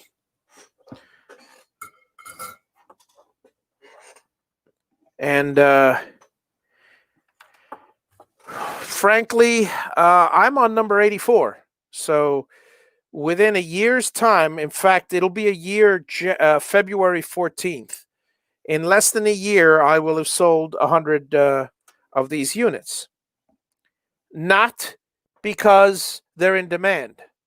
Not by any means, because they're not. There's no way somebody could just say, "Oh, I'm going to make 100 of these and sell them in a year." No, not unless you have the clients ready. And that's exactly what I did. That's exactly what happened. And it's all karma, folks. It's all karma. If you put nothing but good thoughts out there, then good thoughts, good things will come back to you. But if you mistrust people, and if you're the type of person who's just, well, whatever. If you're the other type of person, then I've said it before. I'll say it again, guys. Karma. Karma is, and you can call it what you wish. You can call it what, look, the golden rule. Do unto others as you would have them do unto you. That's another way of looking at karma. If you're Catholic, the Holy Spirit. That's another way of looking at karma. Every single religion, every single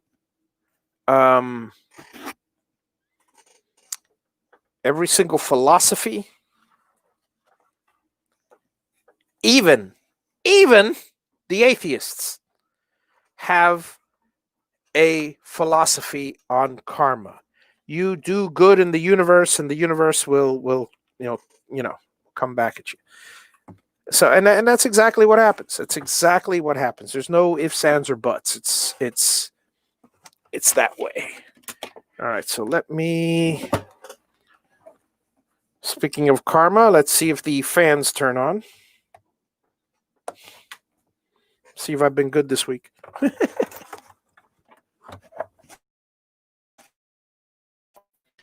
And on. We are solid, folks. All three fans running perfectly fine. Going out, and going out. Good. Okay, turn this off. We've got power. Before I continue, let me go ahead and insert the wonderful little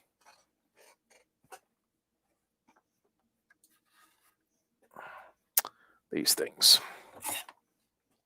The drivers. So, I got to tell you, folks,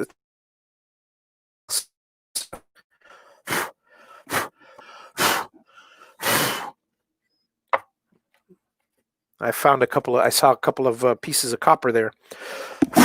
Oh boy, that's not good.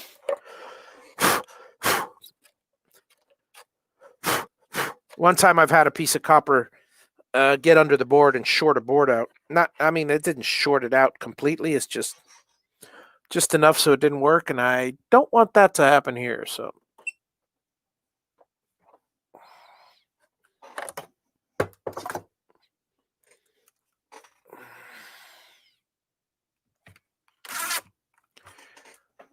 So huge scope of options. Yep.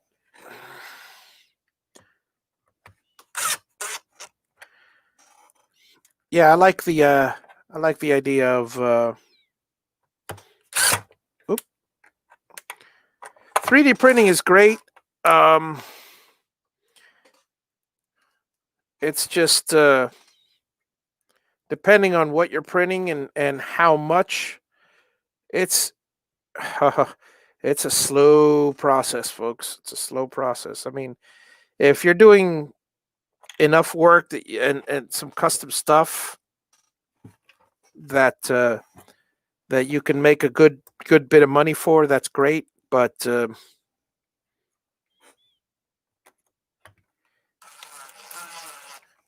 it's one of those things that I thought about it for quite a bit, and it gets to be okay. Let me make sure all of the switches are facing in the proper direction, which they are. Make sure all of the units are facing in the proper direction, which they are. And with my screwing them down.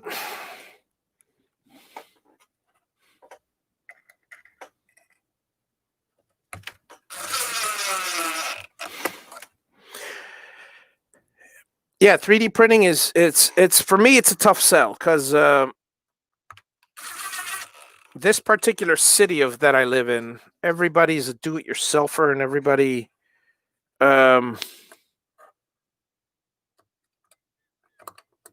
and if you tell them there are certain things that, I mean, the internet's a beautiful thing because you can reach out to anybody anywhere. And that's where, I don't want to say that's where the money is, but yeah, that's practically, that's how people make money. Because if you try to sell something in Miami to a Miamian, most of us are, here's the philosophy of Miamians. And I'm generalizing, but certainly Cuban Americans. But anyway, but most Miamians think the same way, which is, I can make that. Now, a lot of us clearly can make that. Here's the point I'm trying to get at is, I went to I went to a some time ago with my friend Eloy. Yeah, Sideline is a beautiful thing. I went with Eloy, a buddy of mine, and made a bunch of woodworking stuff, customized, to sell it over at this place called Santa's Enchanted Forest, a local theme park. It's basically a carnival type atmosphere. Okay, wonderful. Now,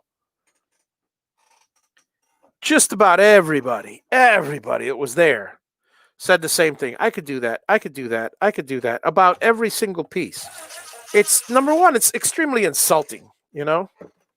You could do that, yeah, and you could pay thousands of dollars to to to display your stuff and set this up and stuff. But here's the question: it's not can you make that, is will you make that?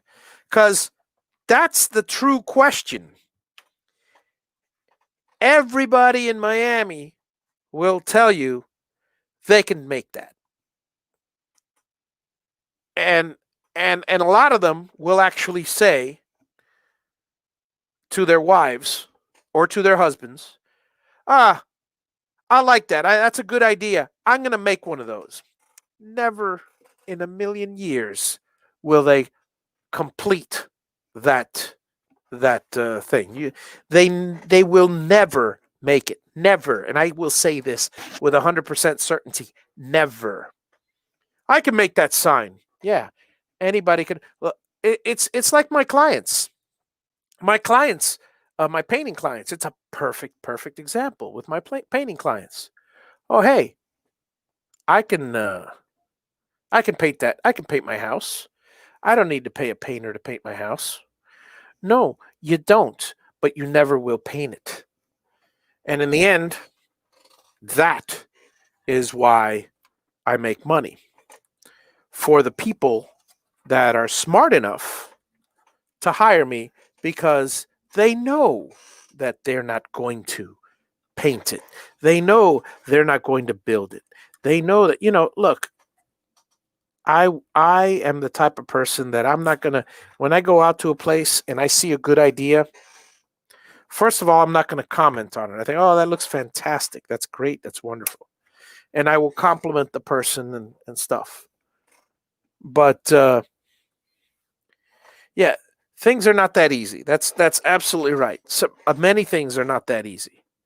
There's a lot of us who have incredible skills that I never want to belittle the skills we have just because I'll tell you right now, in this community that we have,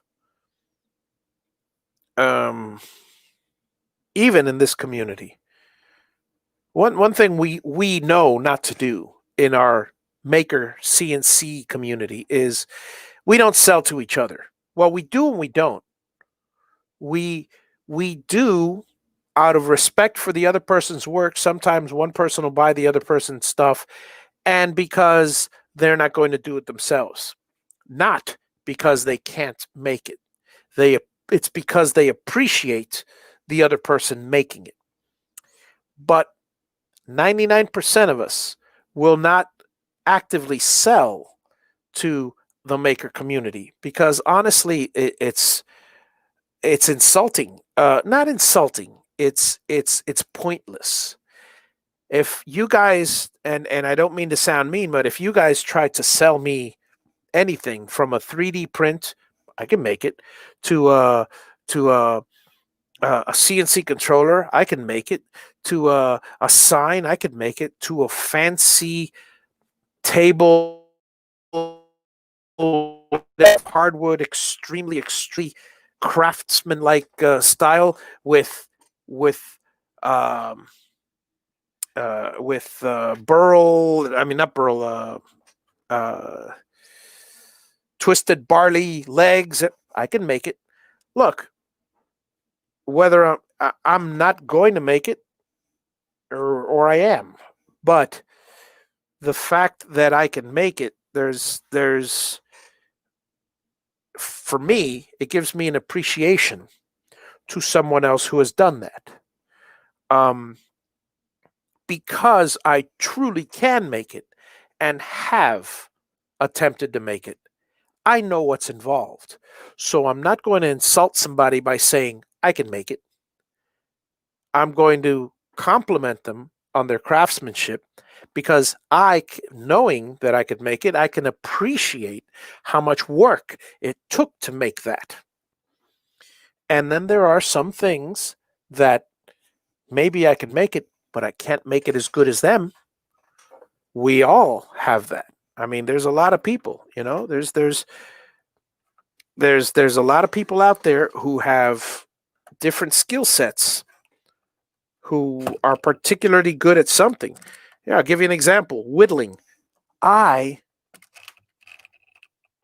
love seeing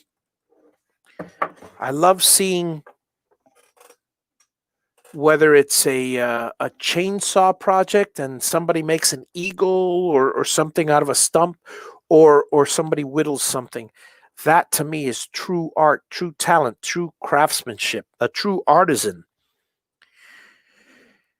I can make it if I spent years, maybe.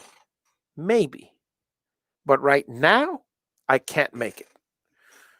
I can definitely appreciate that type of artisanship and not envy, but admire them for that level of detail, if you will.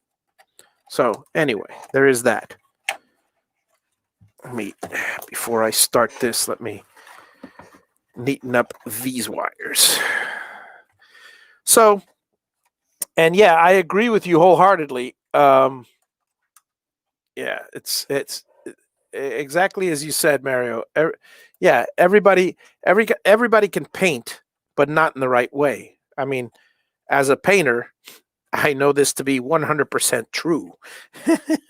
There are so many people out there who will just splatter everything. Well, they'll get the job done. And if they want to save a buck, more power to them. And in the end, really, uh, the the difference in quality is not that critical. If you really want to get down to the bare bones, I can accept the fact that just because I cut in really perfectly and people don't, I go to houses all the time, all the time. And as a painter, I look at the corners and I see, oh my God, what did this guy do? Like for instance, perfect example, textured walls, okay? Textured walls, demand a lot more attention. They're best sprayed, but if you can't do that, you roll them with a thick nappy roller, and you got to pay attention to detail.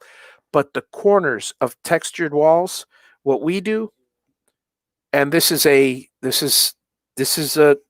trick of the trade, but it's not anything innovative or anything like that. It's an old trick. You put a bead of caulking along the corner. Every corner, you put a bead of caulking. So while the wall is textured, that corner is straight. You can easily trim that corner at that point. So you're going to have textured wall, and this is in the case where most walls, they're going to be the same color for the room, so there's not going to be an issue. But some people like to have an accent wall, and there's a good example of something that a professional would do that an amateur or just the regular house husband or has absolutely no clue about, But like you said, not everybody can paint well. Not everybody can do whatever the task is well,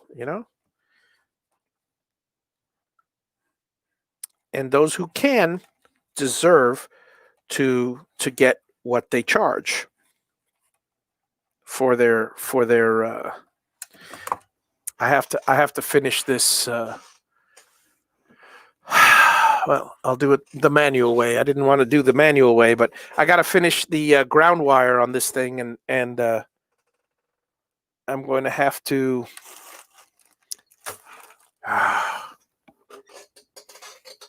I'm looking for my crimping tool, and I don't know where it is. It's a DuPont crimping tool for DuPont connectors, for these connectors, but I don't know. Well, I'll just use a regular connector there. Here we go. Regular crimp-on connector, and that'll be the end of it.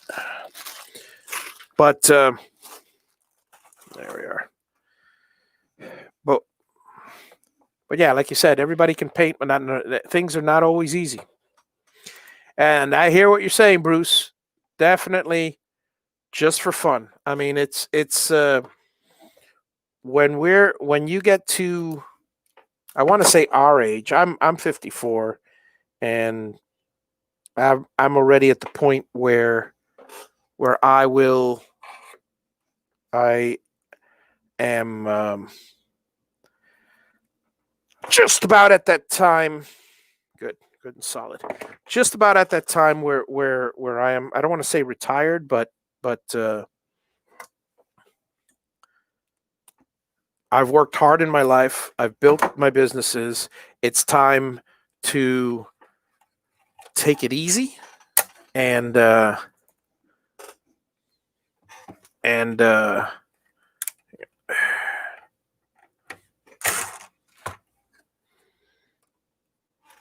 sorry, folks. I can't talk and chew gum at the same time. I got to concentrate on this one connection. And there we are. So, take my time and like you guys, just relax. I mean, there's so many people just running the rat race, and I've run the rat race. I did not like the rat race. As soon as I got out of the rat race, I and by the rat race I mean, I've years and years of being a salesman and selling and schmoozing and networking and doing everything I could to increase my business to a point. I knew there was something missing. I don't have my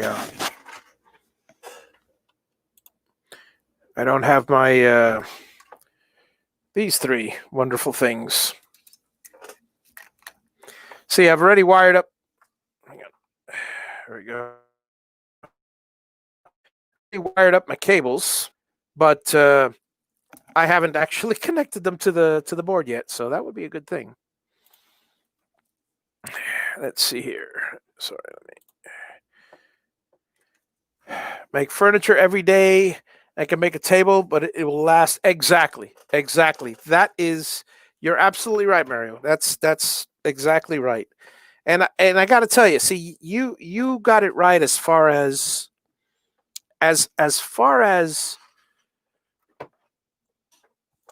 money making. I've always said that, yeah, on the one hand, obviously, as Bruce said, you got to have a niche. But at the same time, when it comes to woodworking, one thing I've always said is woodworkers don't make money unless you either have a niche or are building furniture. Because furniture, I mean, the problem is you gotta. It's always got to be local because okay, where are we here? Here we are. I'm looking at the wrong side. There we go. X plus. All right.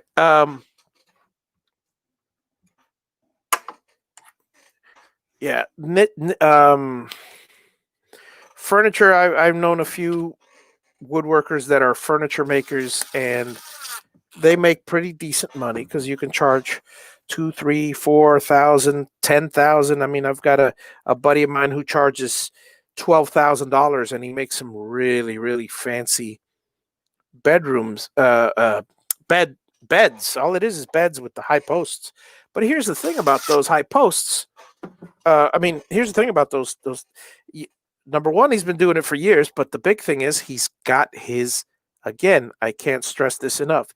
Client base. If anybody out there is thinking, "Oh yeah, I'm going to choose. I like woodworking. I'm going to choose it as a money making profession," you better be prepared. Be prepared because you have to do quality craftsmanship. Be prepared that somebody's going to sell you something that looks like yours, but at a very, very low price, and that it would be crap. It happens all the time. And that's another thing that happens all the time to woodworkers, and it's a damn shame. Somebody will make something out of mahogany, say a nice mahogany desk, and then somebody will make the same exact thing out of pine and sell it for 1/10 the price. Well, you have to realize you can't get angry. There's two things you have to realize. Number one is people that know quality will see the difference. That person that purchased that pine desk, I don't care how much it's been made to look like mahogany, it's still a pine desk. And the person that's been number one, they don't know quality. Number two, they're not your clients. Your clientele should be somebody, unless you're making it for friends and family and don't care, your client base is you should always strive for it's like I mean, I'm talking business. Business is you sell high, you sell quality. That always ends up making you more money. At the same time, there are risks involved. You have to realize that when you sell quality, let's see, where's that? Great. These three go over here. When you sell quality, you got to realize that somebody is going to expect quality, number one. Number two, if you so the one thing you got to provide the quality. Number two, if you make mistakes, they're costly mistakes, because if you mess up on a piece of Brazilian hardwood of some sort that costs Coca-Cola or something ridiculously expensive, you're going to be paying the price because you just lost a lot of money in wood. And lastly, the clients are exceedingly difficult because not only do they expect quality, many of those clients are, they are a pain in the you-know-what. And I'm speaking from experience because for a long time, I painted high-end houses. Not none of this, not the average house. For a 2,400 square foot house, I'm charging anywhere between $7,000 and $12,000. This is exterior. That's seems like a ridiculous price, but these particular people with their particular tastes wanted that particular quality. They have a koi pond that they don't want damaged. They have so it demands more labor. They have it's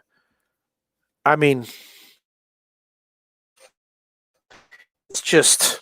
Let me just make sure I'm not getting any more messages here. Okay, good. They have there's just a lot of demand for the quality. Or you could do what the former owner, the person I bought the business from ages ago. He's passed away already. He was an old guy and he retired and he sold me the business. And I'll tell you, his idea of painting is lowest price, and quantity, quantity, quantity. His guys were never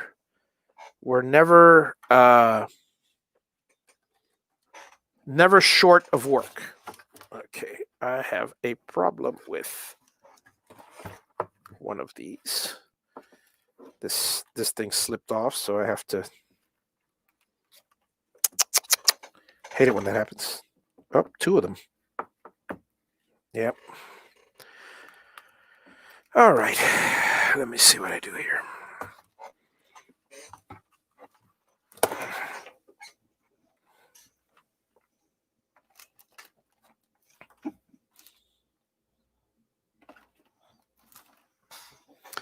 Blue and black. So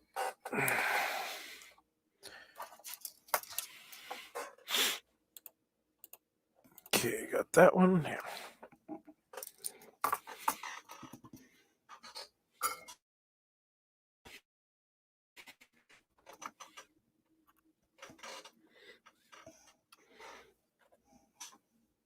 All right, so that heats up.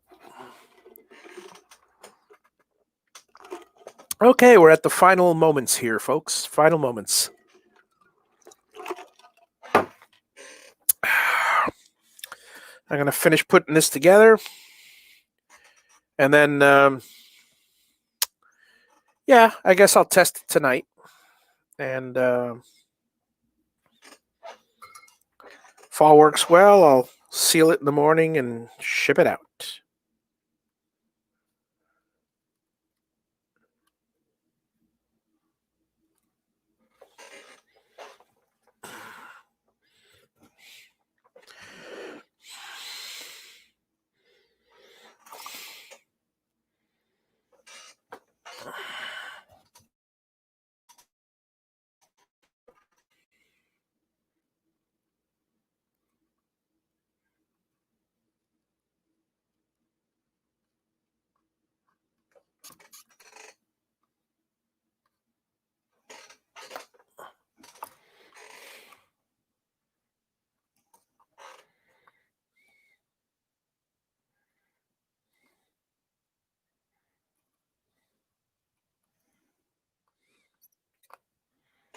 Okay.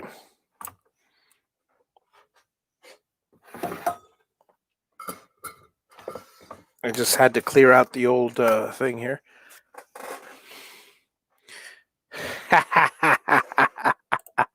Hey, Chris, good evening.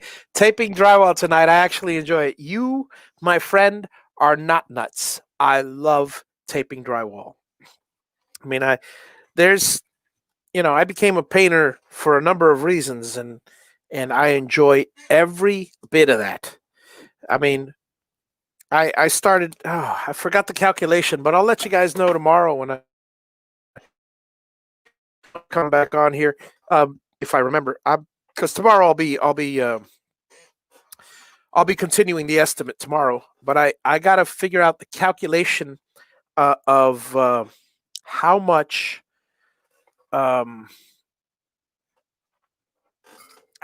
drywall, or rather, how much wall space I have. I have it written down. I just have to,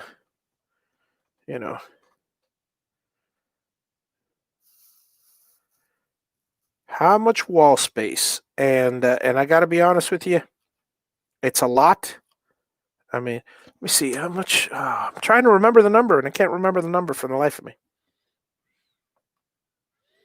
But I am looking forward to, this is what I'm getting at. I'm looking forward to every square inch of it. I really am.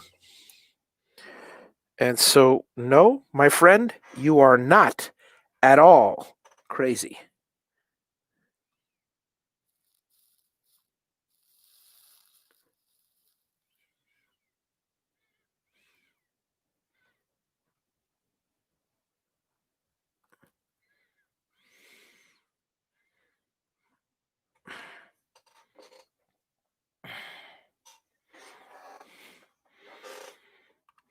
You're talking to a guy who likes soldering, so.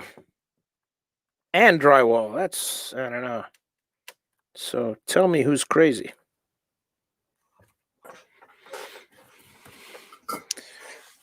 So, yeah, one of the things that I've been, for those of you that weren't here earlier, one of the things that I've been looking at lately, and I've been crazy about it, is you know what? Let me put a couple of these on there. One of the things that I've been looking at is LED lights, addressable, programmable LED lights. I really love those things. I've been binge watching like crazy, and we're talking full automation. We're talking, Christmas time, for instance. Yeah, it's nice to have Christmas lights on, but think about this. As far as automation is concerned, think about this. What if my house is going to face a private road. The only people that drive there are my neighbor and anybody visiting me, and possibly a few others that were lost. Okay. No one's going to go in that road. However, technically that road is my property, so I can do anything I want there. And so on the front gate, I could set up a remote control. I mean, a wireless motion detector, which will cause a trigger to turn on instantly the lights outside the house for a period of time. So anybody starts driving by that area, by the time they reach the front of my house, they'll see the lights on. And when they drive away, within 5 minutes, the lights will be off again. As I open the door, the lights will be on. So anytime I go in, or as people drive up the driveway, the lights will stay on. So anytime somebody is outside in the front yard, the lights will be on. But if nobody's there, what's the point of having them on? Same thing with the backyard. I'll have the backyard lights on. So I walk in the backyard, lights will be on. I walk in the front yard, the lights will be on. If I'm in the house, the lights are off, and I won't ever know about it. So, I mean, that's an idea. Easily doable idea.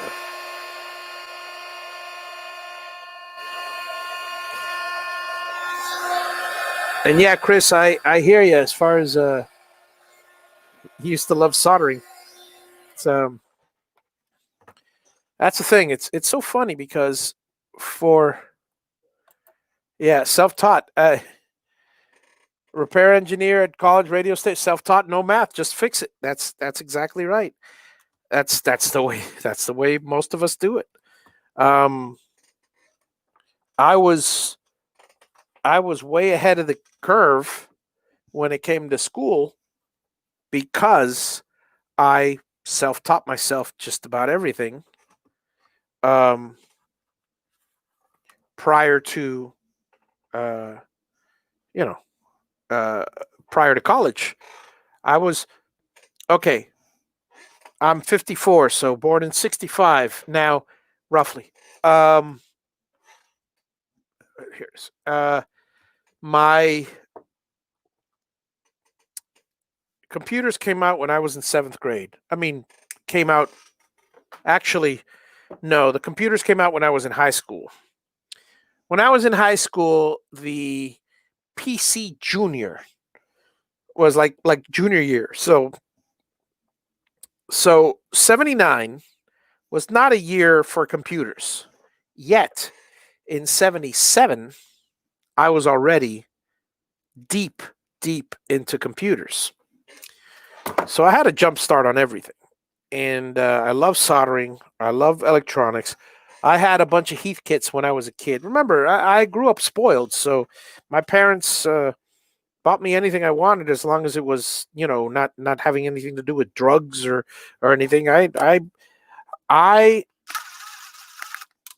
would not call myself spoiled, which I know I just did, but I would not call myself spoiled. I would say that my parents did the right thing in one way in enabling me with things that would uh, be a positive force in my life. In other words, there are people out there who are denied everything and then they turn to drugs. There are people there out there who are allowed everything, including drugs. And I don't mean to say just drugs. I'm lumping that into everything. And there's a lot of people out there that they went through the drugs and they don't really see it as a problem. Okay, fine, more power to you. But man, I lost 2 more over here. Every time I move this thing, you know what? I think I'm going to make it easy on myself. I am going to make it easy on myself. I know exactly what I'm going to do.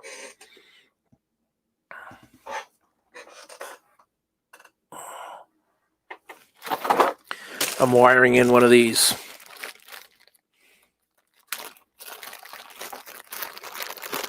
Pre-soldered connector. I'm just sick and tired of dealing with this. All right, so since I got to take it out anyway. So,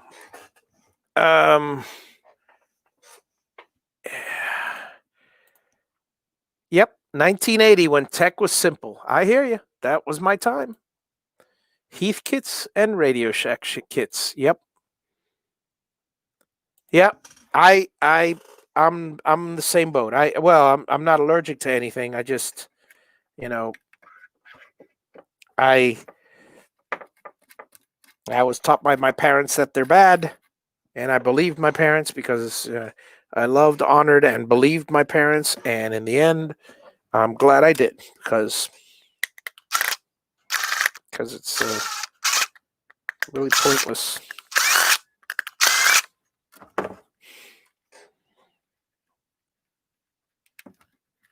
Okay.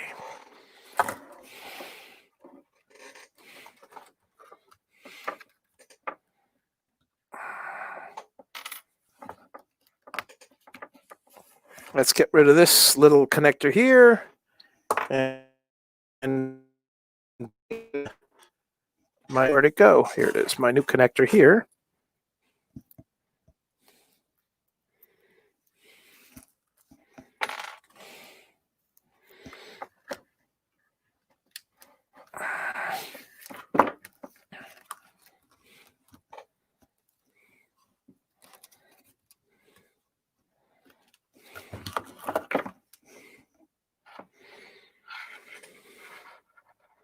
Yeah. You know, Chris, I got to tell you, I think we were separated at birth because Irish whiskey.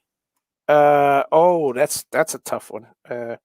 Not being able to have it, but I'm I like Irish whiskey. I love Irish whiskey. I love I like I'm a big fan of the creamy liqueurs. I'm not a big beer and wine drinker. I don't like beer, I don't like wine. Never did. Um so sorry about that, folks, but that's just not me. But I do enjoy a a good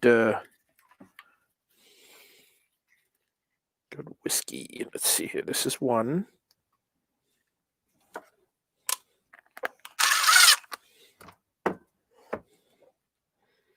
This will be two.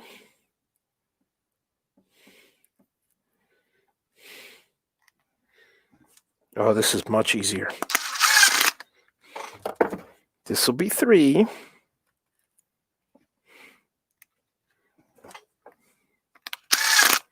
And this will be four.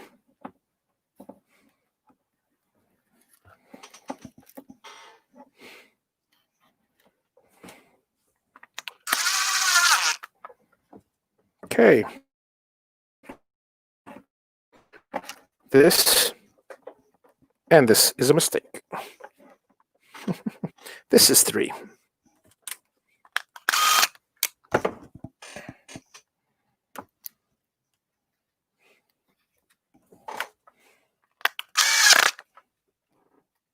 Okay. This will be the ground, and I need to join it here. So that's not a problem whatsoever. Clip that, strip that, done.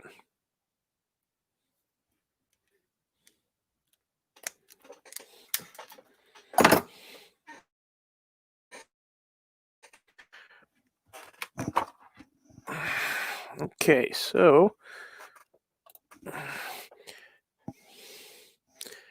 Jamson's Crested is my favorite, but they don't export it. They save that for themselves. I brought back 3 bottles from Ireland. Ooh, nice, nice. Oh, that's sweet. I have never had the pleasure of going to Ireland. Been to England and Scotland, and I never got to Ireland. And I would love to go one day. So I'm really looking forward to traveling there. And lost my.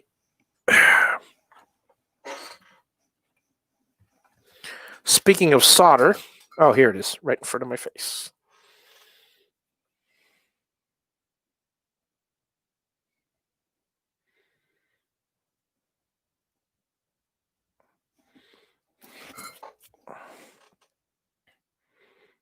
Well, that was quick. Now it's a good solid repair. And this one's all messed up, so I'm just going to go ahead and do the same thing with that one.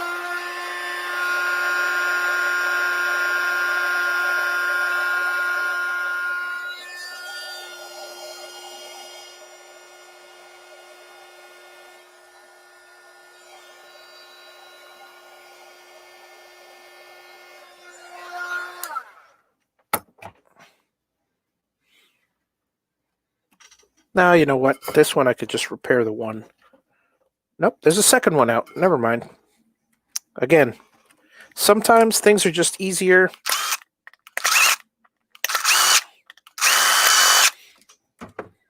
If I do it this way.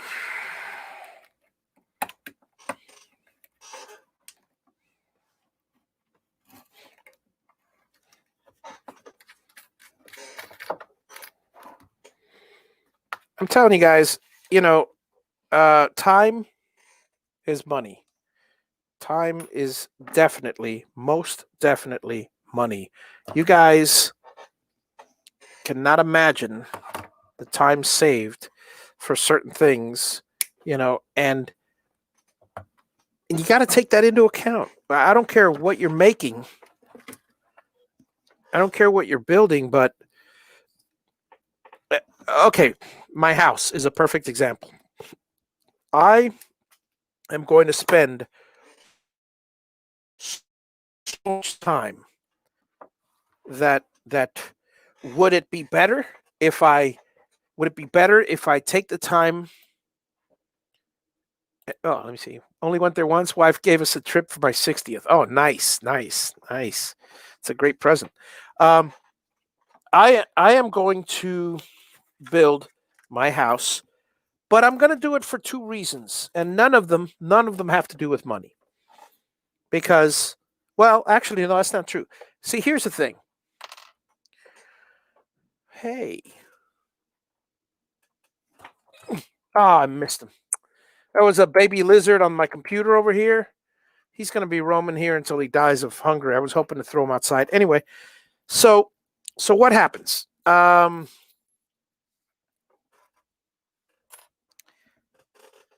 could theoretically, I could pay someone to build a house. I'm already doing all the cost estimates, and I can tell you right now, for this house, it will cost in labor. It will cost somewhere in the neighborhood of the work that I'm doing. I'm doing close to. It would cost me to hire contractors or helpers. If I hire contractors, I'm looking at paying $400,000 to $500,000 extra. If I'm hiring workers and supervising it myself, I am looking at $200,000 to $300,000 extra. And anybody that doubts it, 7,000 square foot house, do the numbers. It's the truth. It's basically those are the numbers. Now, possibly even more, because I'm very conservative with my figures. Now, so one reason that I'm doing this house myself, and I've mentioned it numerous times, is and I'm sure many of you feel the same way. If you had the opportunity, the time, the health, and the money to build your own house, would you? Just for the simple fact of, and the skill, just for the simple fact of saying, I built this whole thing. That's the main reason. That's the main reason. I'll be honest with you.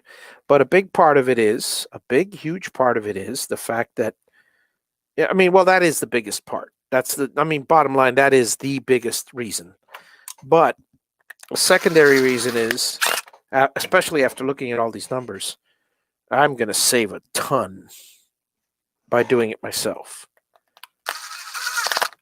And I know because I'm in the industry. I am in the building industry, and I have been for years, whether it's painting or my father in construction. I know what the numbers are. And folks, I got to tell you, I'm very happy that I'm doing this way. Okay, there's my red. There is my stripped yellow. I'm happy that I'm doing it this way for both those reasons, honestly. I am looking forward to sharing my experiences with everybody, as well as documenting them for myself and for my future kids who hopefully, the grandfather built this house, or father built this house or whatever.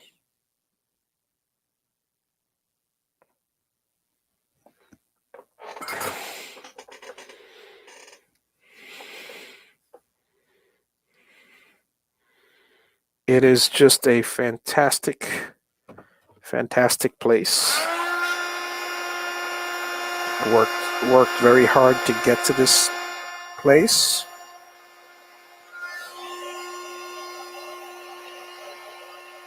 And I'm not talking hard work like making a lot of money that I can. I've worked hard over the years to gain the skills that I have. I mean, some of them were easy to come by, many of them were not, took a lot of time.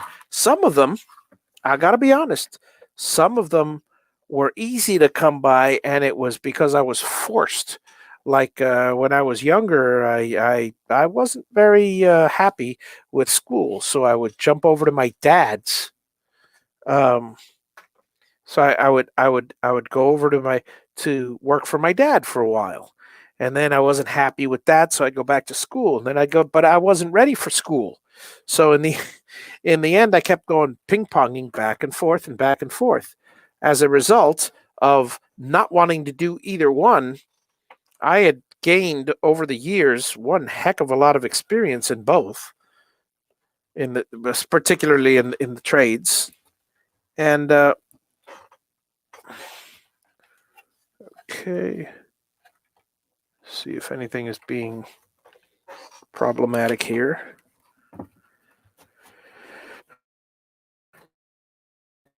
There we go. Oh, beautiful, beautiful fit. So, anyway, the long and the short of it is, I worked hard to get here, regardless of your definition of work, and looking forward to it. with 7,000 square feet, no. Well, my mother-in-law's first of all is coming in, so you're out of luck there, Chris. Sorry. And secondly, 3,500 of those square feet is my shop. So I'm looking at that as well.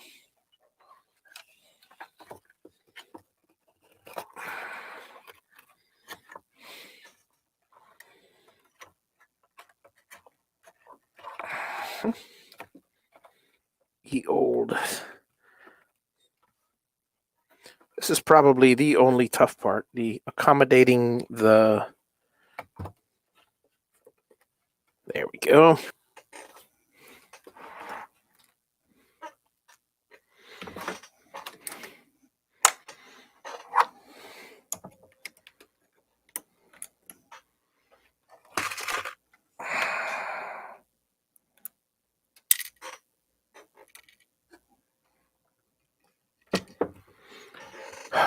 And I wish I had a magnetized tip on this.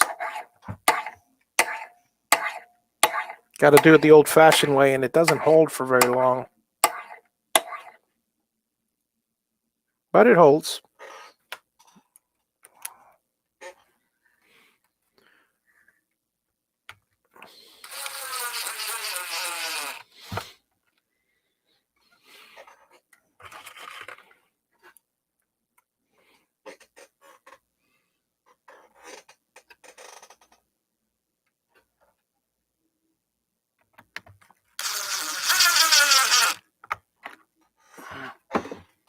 Ow. Okay.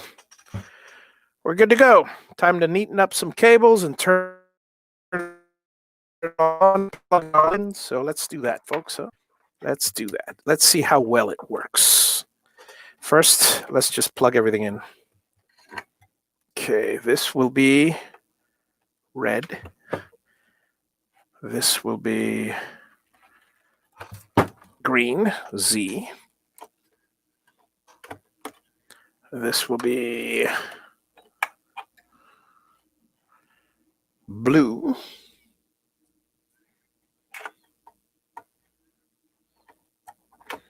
And this will be yellow.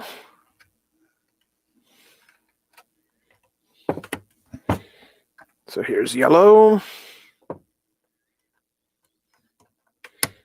Here's blue.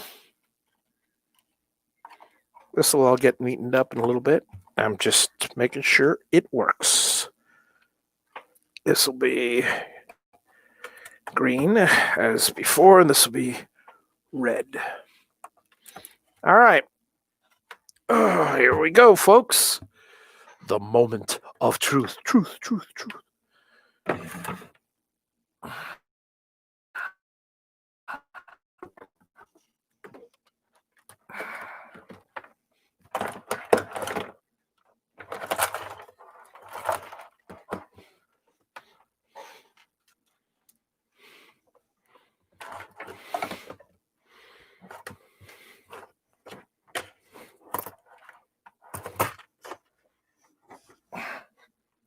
Ah, there it is. Okay. I'm going, hey, that's not plugged in. Yes, it is. All right, so that's plugged in. That's plugged in. That's plugged in. Let's go ahead and bring the motors over here. I'm not worried about the fans because when I neaten everything up, all the wires that are now hitting the fans are going to not hit the fans anymore. Blue, which is A.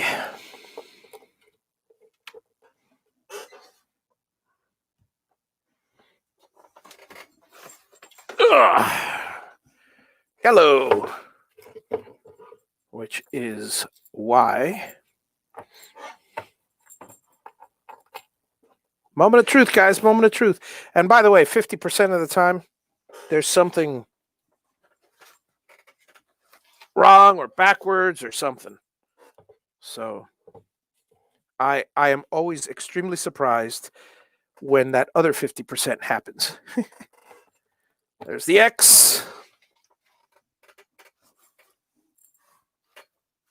And here is the Z.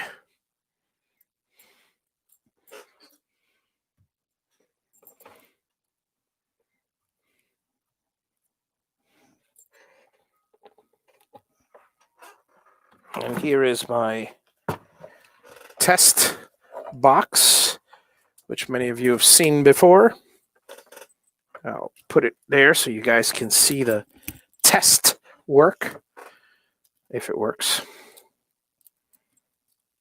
And I go by the RGB standard. I put this one red, which is the first plug, this one green, which is the second plug, and this one blue, which is the third. All right.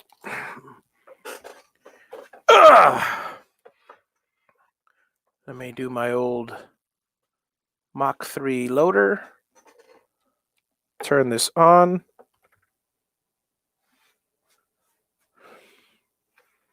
Load up my Javi USB, whatever.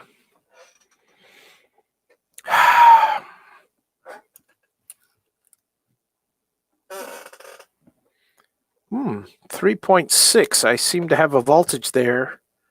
I better double check that, but I got a voltage there it's not on yet. So let's see what happens. When Mach 3 turns on, it should go to 0 if I turn it off, but we'll see. Okay, reset. Let's do left, right, good. It's left, it's right. Y, left, good. Right, good. Z, left, good. Right. All the motors work perfectly. That's step 1. Now for the fun part. Okay, go to the diagnostic screen. Now I'm going to check all of the inputs. 1, good. 2, good. 3, good. 4, good. Inputs, all perfectly fine. Reset. Now I'm checking the outputs. Ready, folks? Here come the outputs. I'll just look at it on the screen because I can see it. So M3 turns on red. Hey, what happened? Whoa. Sorry, there's a problem here. M3. Let's try that again, shall we? Here we go. M3. Okay, good. That's solid. M4. Good. M5 should turn it off. M7. Good. M9. Should turn it off. M8. Good. M9 again turns that off. So all the lights are working fine. This is a miracle. Now, S24,000. This is where it should go to 10 volts, but right now there is an issue with the voltage. So I'm going to have to check that out. Spindle control voltage, S12,000. Let's see if that does anything. M3.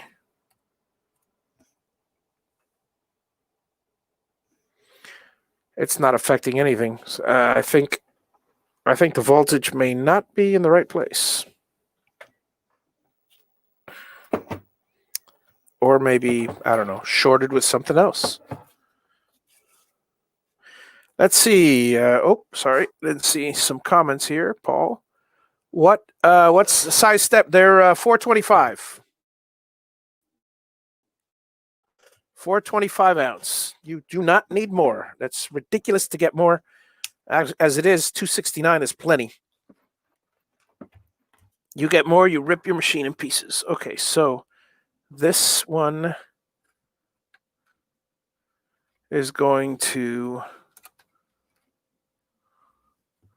Oh, no, here they are. Okay, here are the two. They are going to these two. So I gotta say that's correct.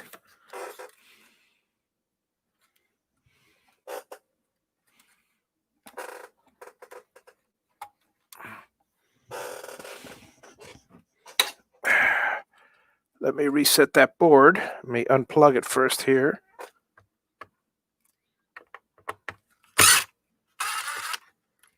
It's very possible, and sometimes this happens, that there is a piece of... Wouldn't be the first time. A piece of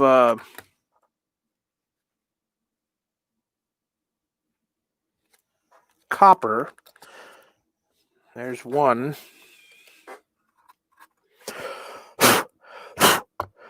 Oh boy. Yeah. Where's my tape? I'll just use this. Here we go.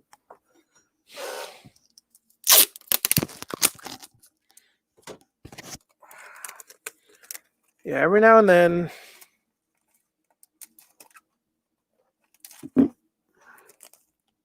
Sure enough. Goodbye, copper.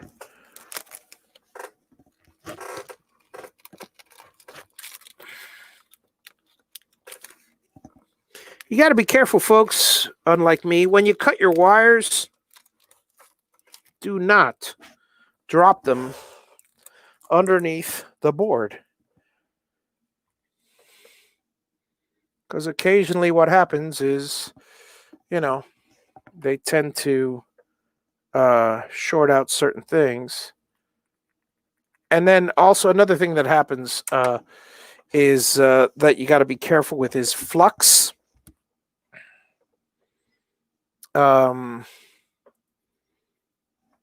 Where's my... Here we go. I'll use this. Yeah. Sometimes these boards are made with a little extra flux, and the flux doesn't come off, and the flux tends to short between a couple of points, resistors or components of some sort or another. So now, let me just temporarily, without screwing it down,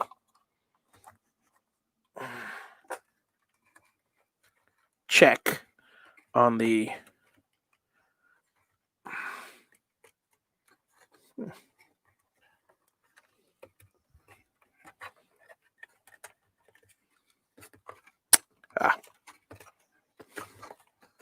Going, why isn't this going all the way? Oh, because it's stuck on the case.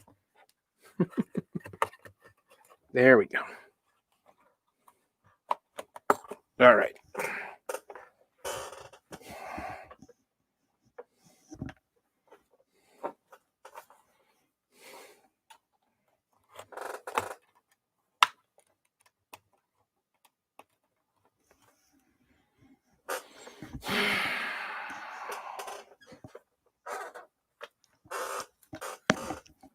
There we go.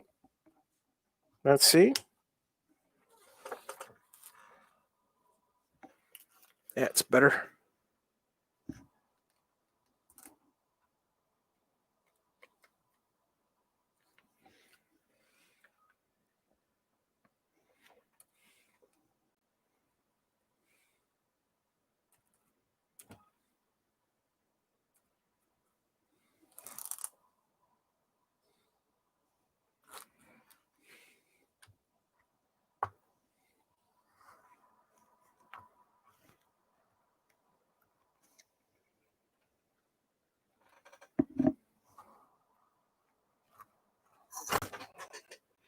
You know, I really got to watch it with those damn fans.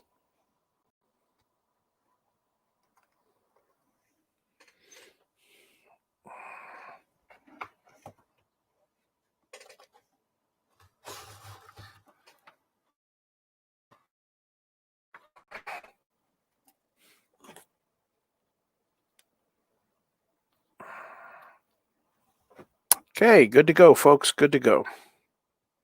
Let me double check on the one last thing I have to check, and that is the voltage. Very important, because everything seems to work fine except the power, so I want to make sure the voltage is correct on this side.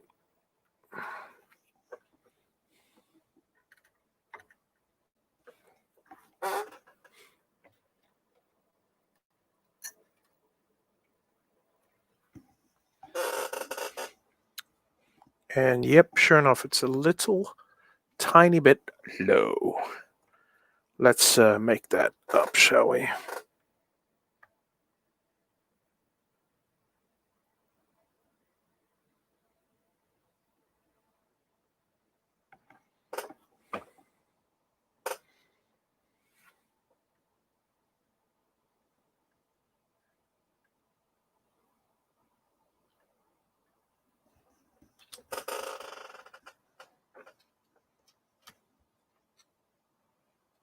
Okay.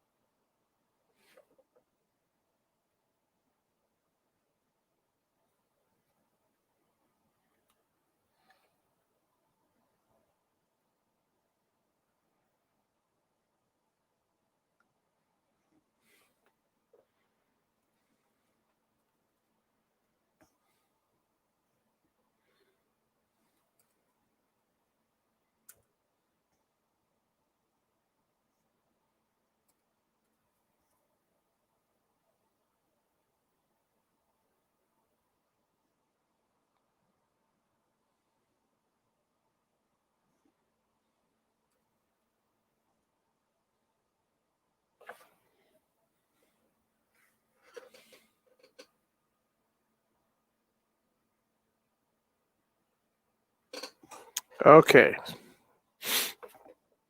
Last thing I got to check.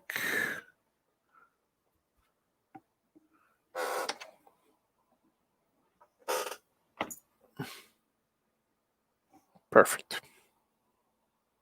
I don't have to check that. Okay, we're good to go. Anyway, yeah, have a great evening, Chris. And the rest of you folks, well, let me see if I finish up here, because this is done. So it's just a matter of neatening everything up and getting it ready for another client, another happy customer, another happy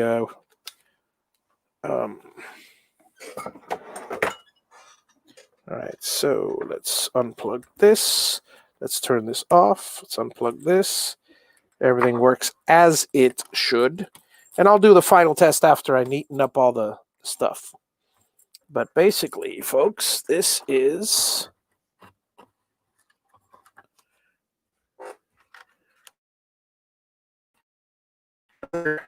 happy, completed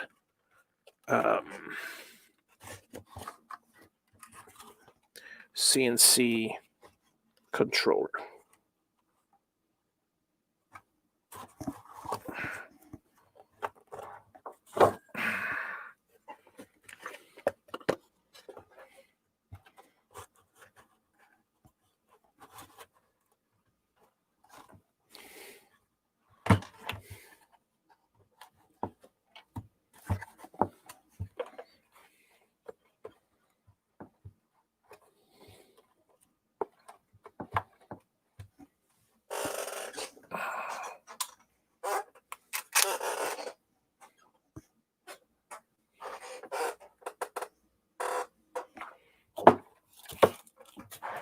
If I can find where those little screws went. I've got more, but I just want to make sure I didn't lose them in here. There we go.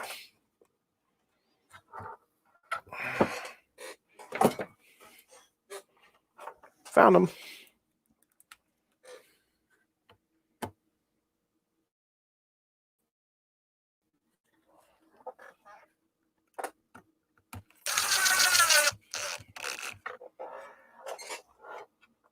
And that, folks, as they say, is the end of that. As far as that's concerned. Okay. The neatening up process. This is always fun, right, huh?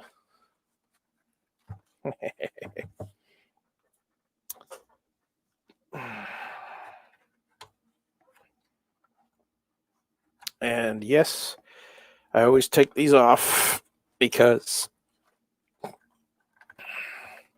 there's a crazy order to all the stuff I do.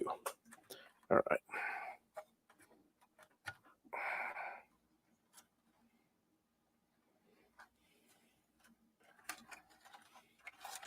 Make sure all of this goes there. This is fine. This is fine. This is fine. This is fine. And this is fine. Okay, so this goes over here. Now for the fun part.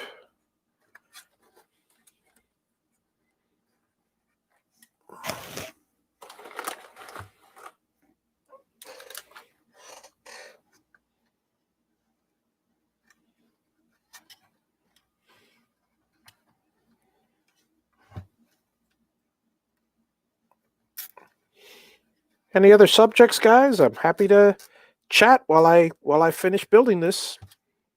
Just let me know what you want me to talk about, and I will gladly converse on it.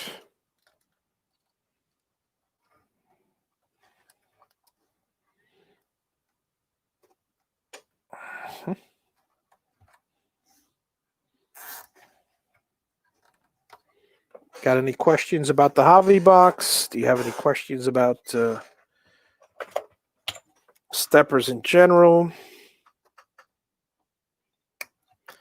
I've got a few future projects in the works, but they're all going to take a backseat to my to the build, obviously.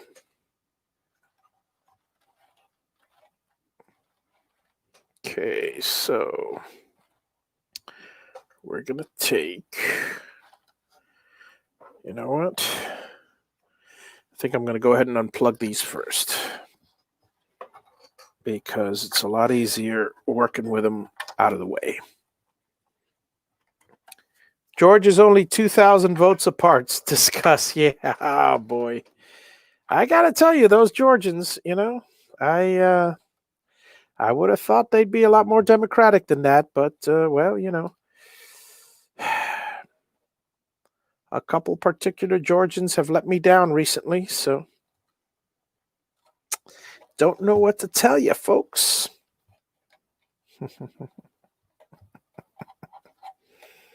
Don't know what to tell you.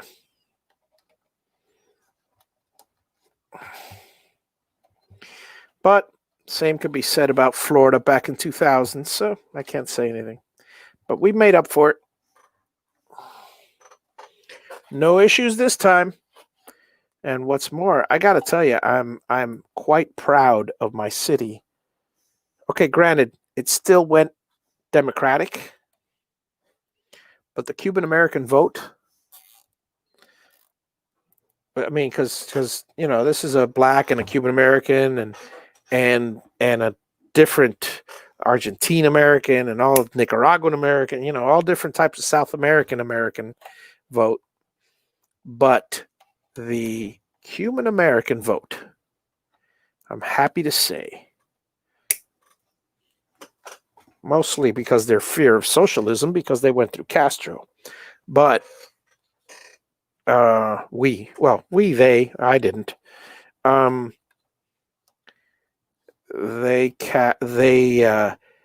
We went from 67%. We dragged Florida from 67% Miami-Dade Democratic to 50. So 52% Democratic. That's a huge, huge, huge victory for the for us, for the Republicans and stuff. So I'm happy about that. I'm really happy about that. Very, very happy. This yellow. All right. This is red. Red goes over here.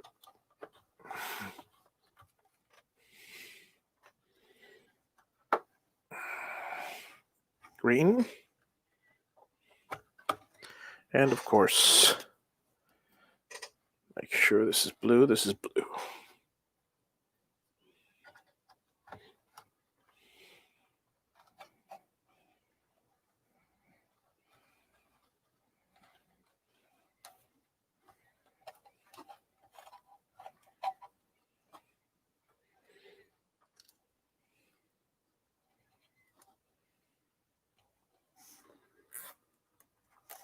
$2,000 votes apart.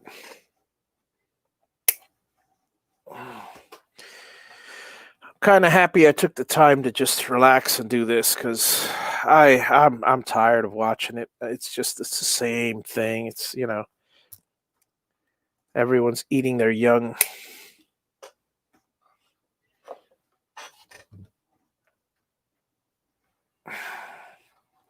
It's not a pretty picture.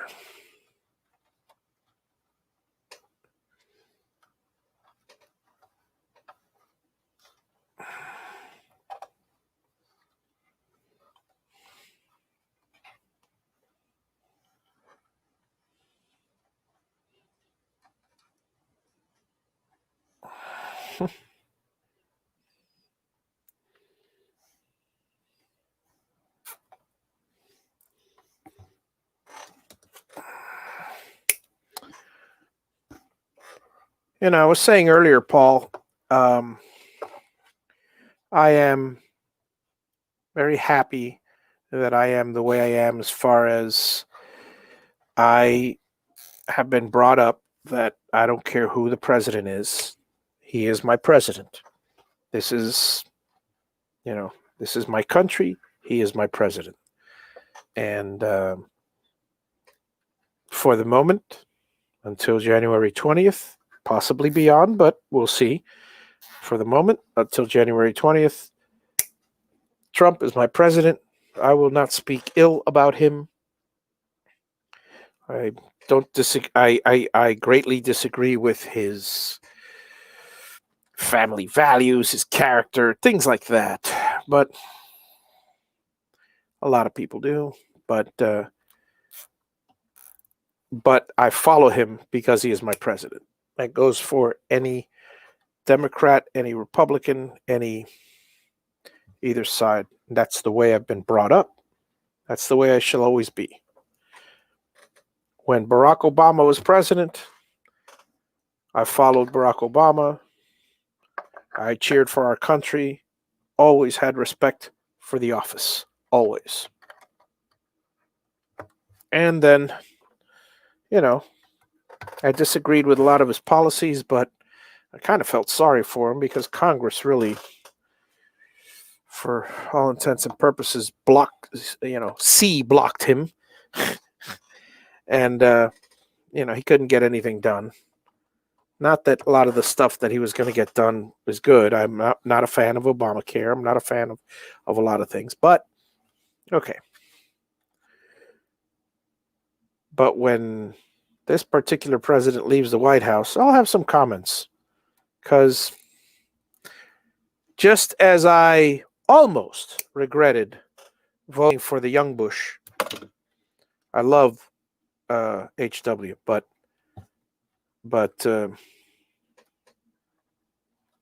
George W. In the end, I don't know. I didn't see a lot of prosper in the. I go by actions. I don't care what they say, and this one is all talk. This one's a lot of talk, I should say. I go by what they do. I don't care. I don't care what crazy stuff goes out of his mouth. People should know by now that not to listen to him. Which, honestly, now that we're near the end of the whole thing, possibly, I'm beginning to thank my lucky stars and thank God above that I'm hoping that the next leader, Republican or otherwise, or the next Republican leader in the future is not of the same caliber as our current president. And the reason I say that is because I like what he did. I did not like the way he did it. And he didn't have to. There's ways of doing things. You don't have to be a jerk. You don't have to be cruel. You don't have to be divisive in order to get things done. You don't have to be narcissistic. You don't have, and I do not know of a bigger narcissist than that man.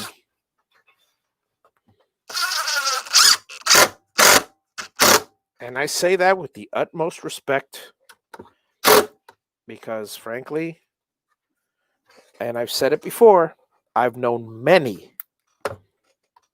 narcissistic managers and heads of industry that they have been extremely successful in what they did, regardless of the way they were.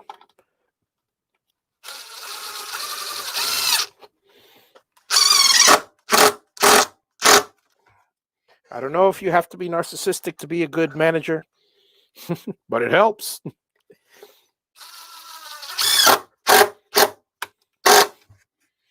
All right. We got ourselves a solid box. Let's make sure everything runs and runs properly, and then we're good to go. Red, green, blue. This goes here. Oh, that's heavy, especially when it falls.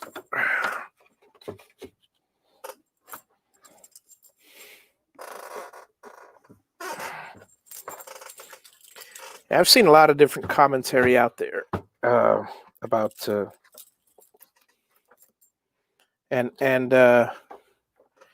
when Fox News, who's I think have been fairly level-headed on the conservative side, and then the others have been crazy on the left side. I don't care which way you look at it. When Fox News starts to say that when the commentaries around Fox News start to belittle the president, well, something's going on there, you know. So I was so hoping when he came on there, I was so hoping he would say something like, well, similar to Biden in the sense that, something intelligent in the sense of, because we've had two presidents. We've had this last 4 years. We have had the intelligent, calm, forceful, narcissistic, yes, but intelligent, calm, forceful president, and we've had the hey, look, Ma, no hands. I'm going to say whatever I want. And I have very, very little, if no respect, admiration, or anything otherwise for that second one. For the first one, I do. The problem is you can't separate the two, you know? It's in the end, and it's a damn shame because in the end, he is going to be a footnote in history.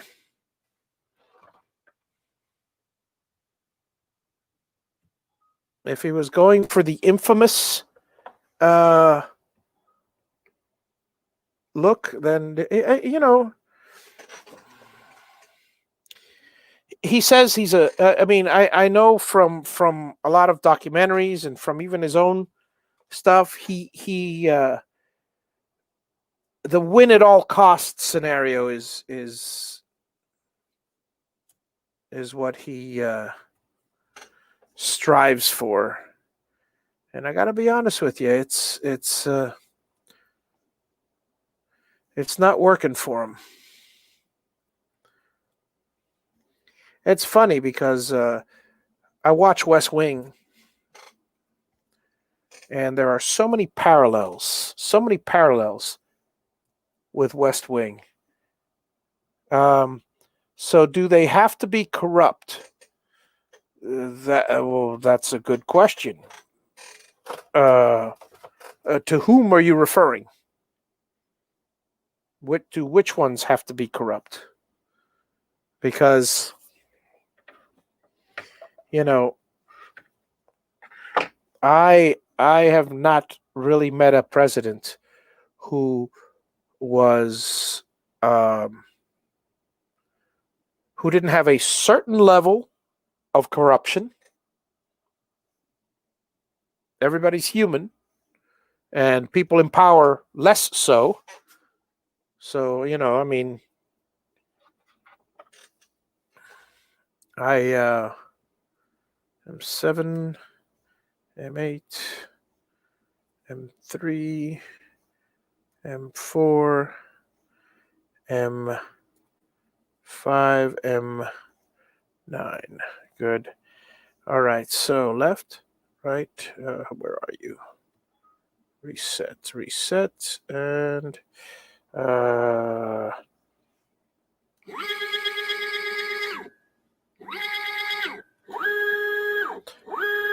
and good. We're all set. Everything's done. This one is good to go. And shipping out tomorrow.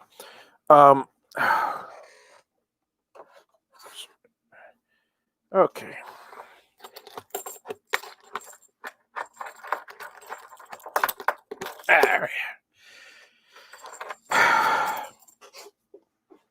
So, you know, I'm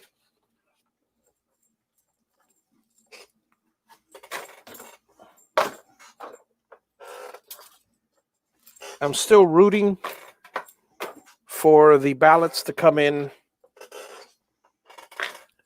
the legal ballots that have been postmarked by election day to come in and but I hold, but I'm a realist also. I mean, you know, look at the big picture kind of thing. It certainly is not looking, yeah. But then again, anything could change at the drop of a hat. For instance, I remember specifically. I was listening. This was pre 2016 election. I was listening to the news, and in the past, the news has been fairly. Before 2016, the news had been fairly. I don't want to say fair and balanced, but all of a sudden everybody's calling that, oh, it's going to be a landslide for Hillary. It's going to be a landslide for Hillary. It's going to be a landslide for Hillary. I I didn't care. I still voted my Republican way, and all of a sudden it was not a landslide for Hillary.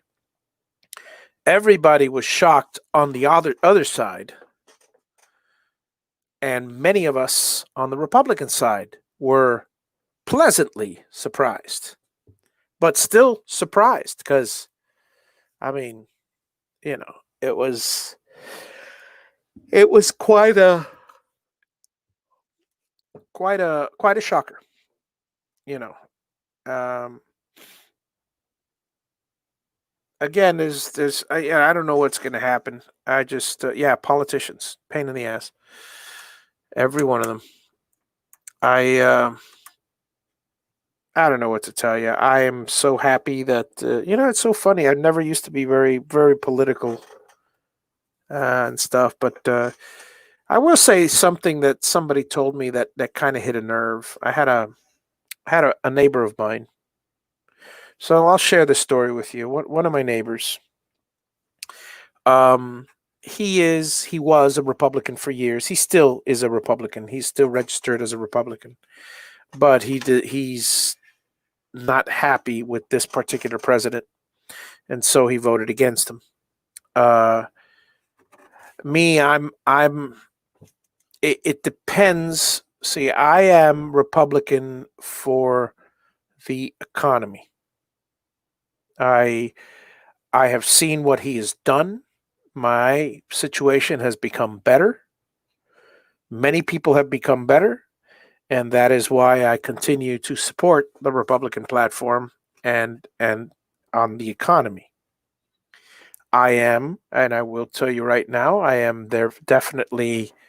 Um, I I I loved Reagan. He was a family man. He was a good man. He cared about the family. He loved his wife, that kind of thing. I'm not saying Trump doesn't, but um, he doesn't strike me as a family man.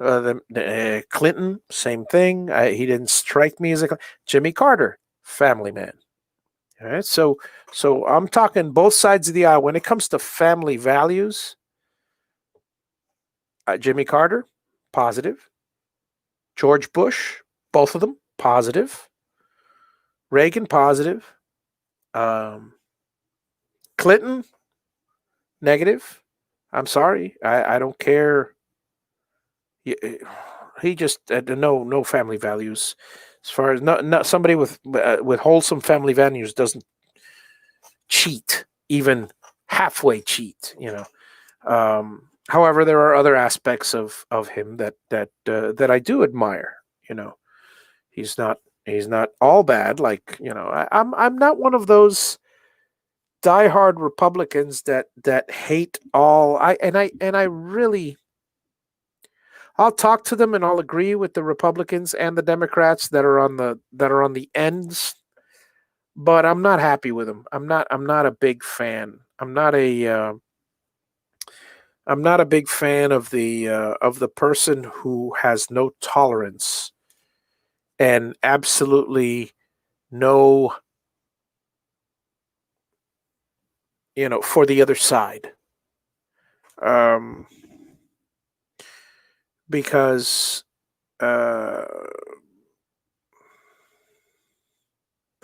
I have a tolerance. Look, if I can tolerate my neighbor who is a racist and doesn't want me living anywhere near him, I can tolerate a lot. And it's a damn shame. It's a damn shame, you know. But my other neighbor, the Republican turned Democrat or voting Democrat, he hasn't turned Democrat. He's still a Republican. Um, he basically said something that struck a nerve, you know, and that is does not like the way it really affected him. And the reason why he went the opposite way is because of the divisive nature of, well, I'll say it, of Trump. And I got to be honest with you, I'm not happy about that either. I don't like that. You know, everybody loves a winner, but look, this isn't the movies. This isn't a contest that your father who beat you because you didn't win. I mean, look, I mean, he strikes me as the type of person whose father beat him or or only approved of him if he won. And everyone that's a loser is worthless. And nothing could be further from the truth. Nothing. You know. Work ethic I believe in. I don't like to see laziness. So don't confuse one with the two, with the one with the other. I'm not advocating by any means sloth or anything like that. You know. But don't tell me that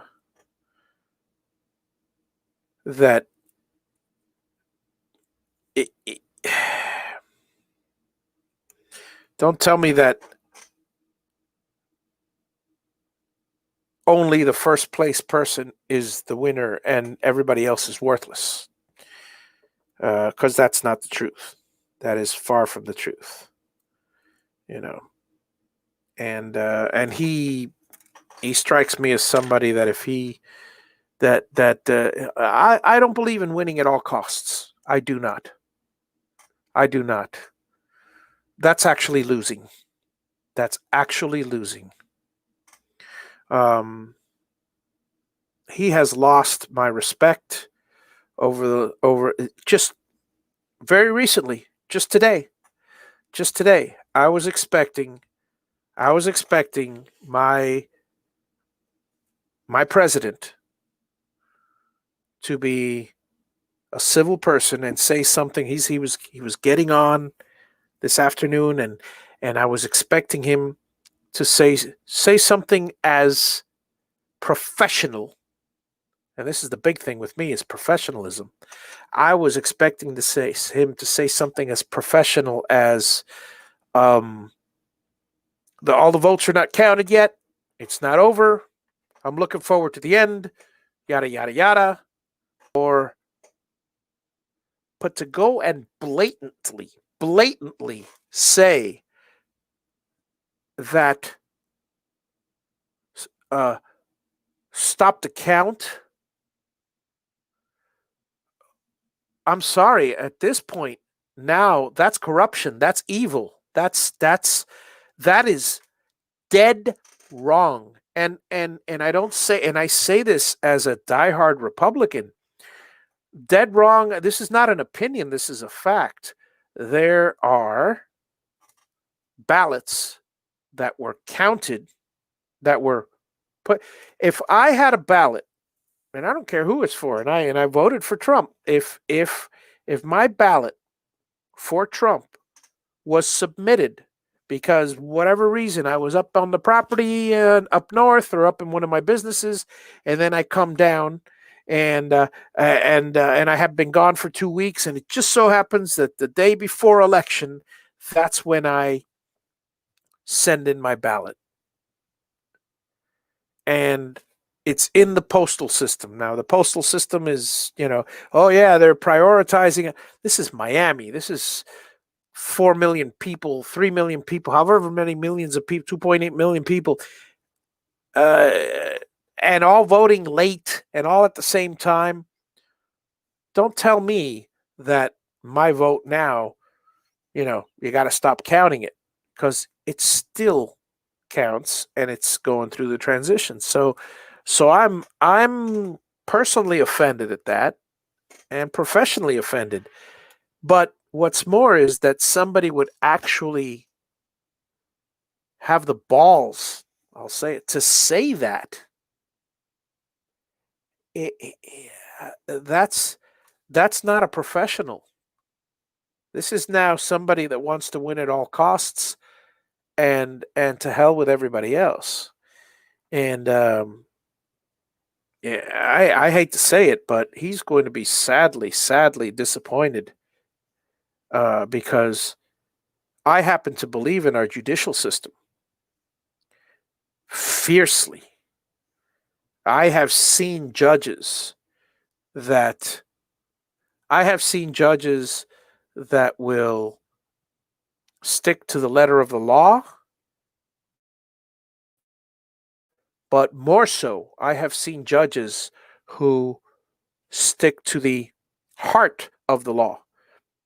I had an issue with one of my I made a mistake years ago, and I put my daughter on my property when she was 2 years old, because figuring, I'd if God forbid I die, it's in her name, not realizing that if I have to refinance or anything, I need a signature, and she's under 18, so now I need a guardian. It was a mess, so we took her off, and in the last final decision, the judge, and I'm sitting in his chambers. It was just a casual but official.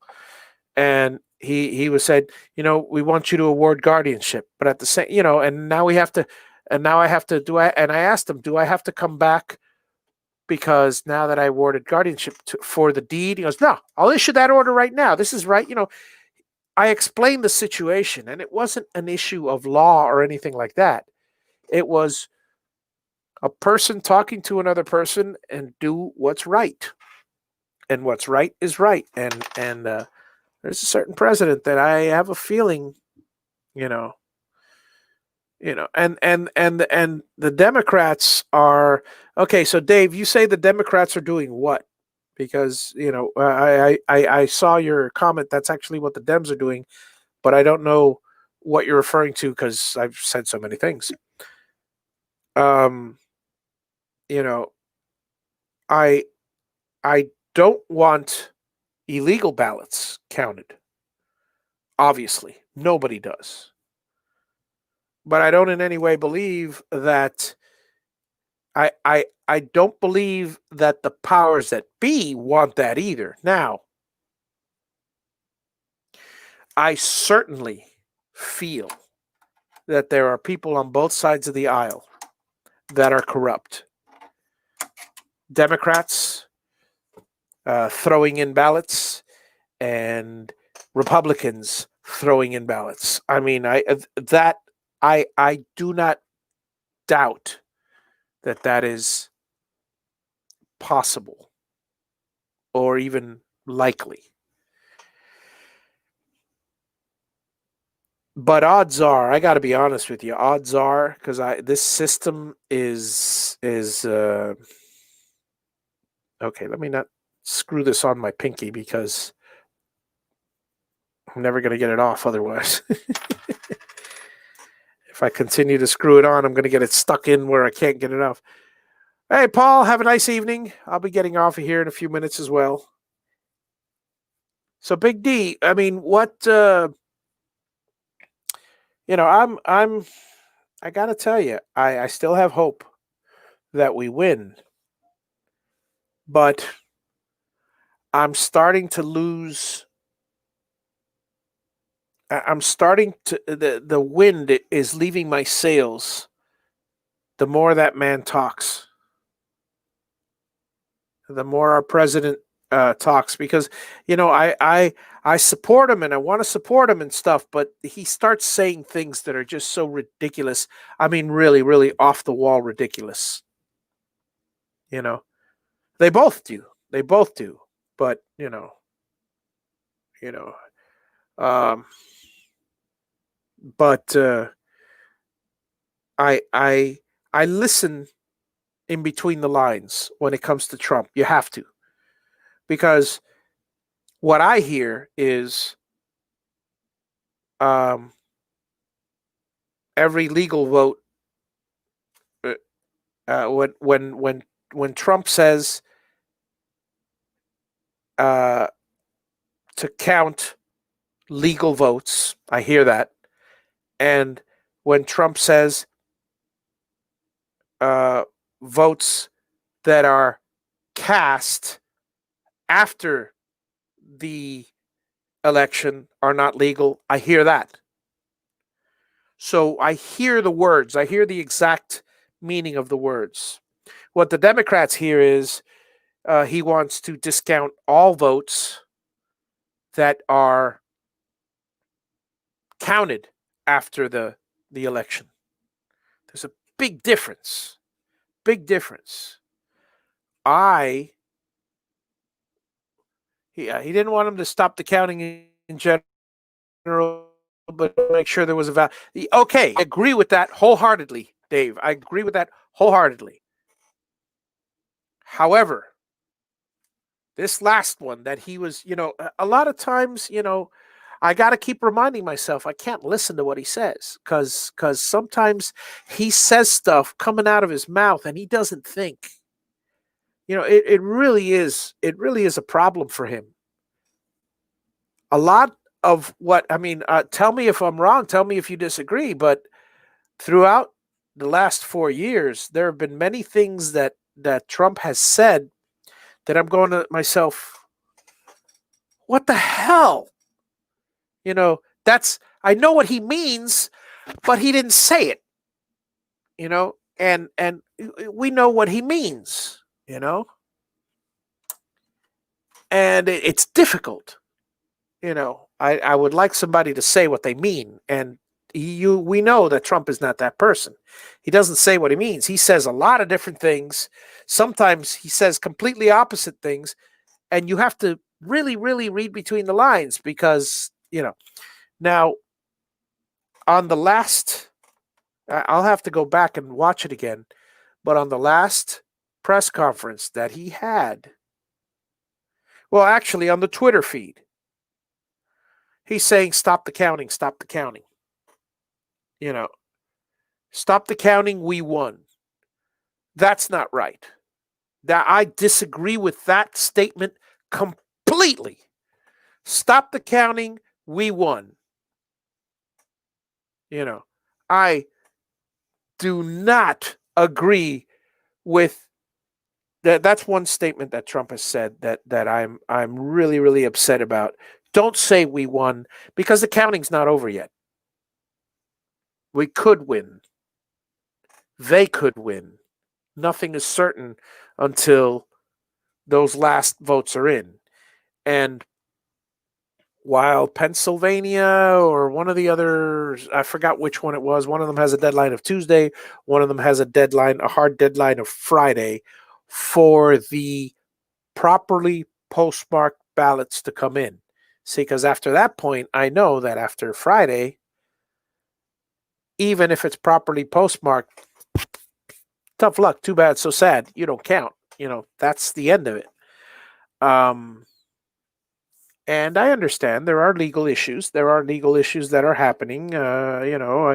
There's rumors of some counties having more counts than people in the county or than ballots. I don't know if any of that's true. I don't know if that's a bunch of BS. I don't know if this is a bunch of made up rhetoric or if somebody's really mixing up words again. But I'll let the legal eagles deal with that. In the end, obviously, I'm a patient person, and I'll deal with it. I just said that's Biden there to get back to what they were doing before Trump got in their way. Yeah. I mean, Look, let me tell you, Dave, I said this earlier, and this is a little conspiracy theorist of me, but this could happen. Imagine this. And it wouldn't be a bad thing for us Republicans either, but this could happen. Trump. Okay, so one thing that we have to realize is that a concession is not a constitutional right or anything like that. It's a tradition for the other person to concede. No one has to concede anything. No one has to say, "Hey, you won." They don't have to do that. And if they don't do that, if neither party concedes, hey, Pagan, how's it going? If neither party concedes, this is what happens.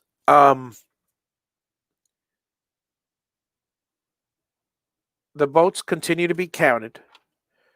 There is a possibility that the Republican Party and or the Democratic Party could send their own electoral votes to that and say, hey, these are my electorates. And there might be more than 270, on both sides. In the end, if there is an uncertainty or if nothing is certified, then it goes to the House. Okay? And there are some issues there. I believe there is one statute where number one, if it goes to the House, the Republicans get it. I believe, if I'm not mistaken, because here's the thing, it goes by states now. Now, I know the House of Representatives is majority Democratic. However, they're allowed, I think it's 1 vote per state or 2 vote per state or something like that. They have delegates per state. So at this point, we've got more red states than blue states, so the Reds have it. It'll be, I don't know if it'll be a civil war, but there'll be a lot of people that are not going to be where it'll be 4 years of getting nothing done. Well, either way, we're looking at 4 years of getting nothing done, whichever party wins. See, Al Gore conceded. Wait. Al Gore conceded. Yeah, and then challenged Florida because he took his concession back. But in the end, Al Gore conceded. Realize that. He did. That's on record. Al Gore conceded, and then it was done at that point. When the Supreme Court decided after he did concede, or he was about to, or I don't know if he ever conceded the first time, but regardless, he might have taken his concession back when the lawyers say, no, we're going to the Supreme Court, and then he goes to the Supreme Court. But the bottom line is, after it went all the way up the courts to the Supreme Court, and they said, no, Florida does not get a recount. The first one is legal, because of all the confusion. At that point, Gore realized, okay, if this is what the Supreme Court decided, I'm not dragging it out any further, and he conceded. Because he could have also dragged on and then again, it would have been the same thing, and we would have ended up winning anyway. But they're still finding wagons of ballots in Detroit. Yeah, well, some states don't really matter because some states like say Hawaii. Hawaii is 67% Democratic. I don't care how many ballots you find, you're not going to find enough to win. Same thing with Alaska. Alaska's 67% Republican. There's no way you're going to find enough ballots one way or another to make. See, there's the problem I have. You could say every vote counts, and every vote does count. But every vote matters only when it's close. When it's overwhelming on one side or the other, don't give me a bunch of BS that these things count. We're talking about, let's talk about what we're talking about. We're talking about, like, Michigan is definitely in Detroit, that's a problem. That's because those votes could make the difference. States that don't, but I kind of wish more more Republicans voted by mail. I really do, because I voted by mail. I'm very, very happy. I've been voting absentee for years, and I'm happy with the process. I've never had a problem with it, and I know my vote counts.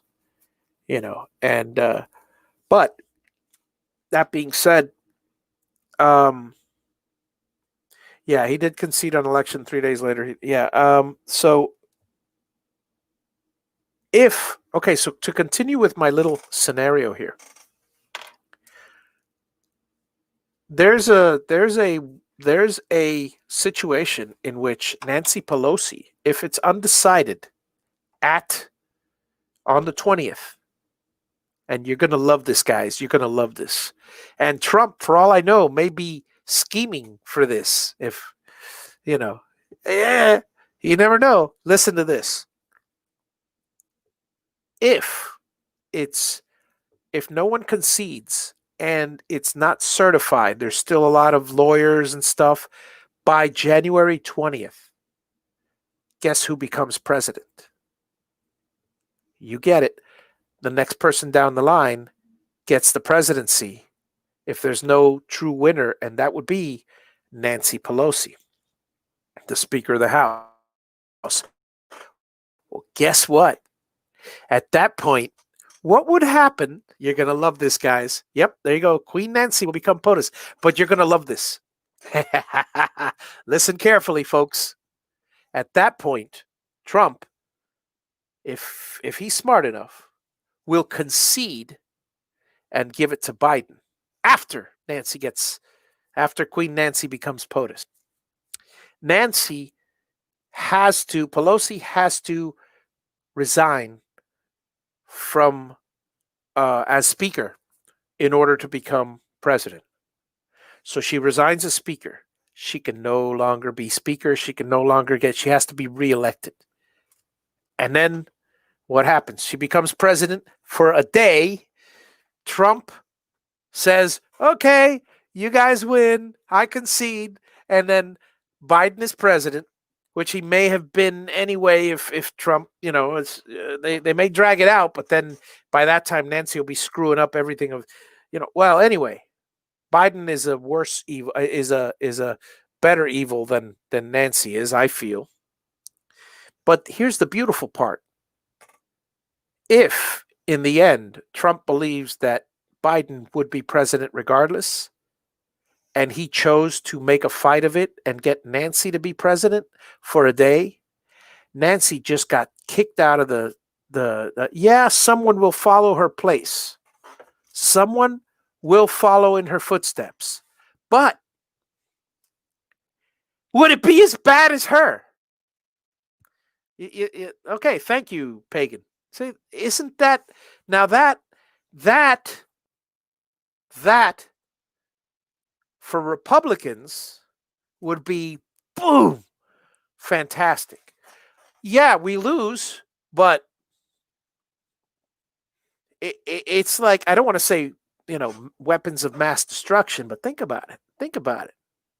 That's, hey, Trump will say to Pelosi, if I lose, I hate you so much, I'm taking you down with me. And again, this is just a theory on my part.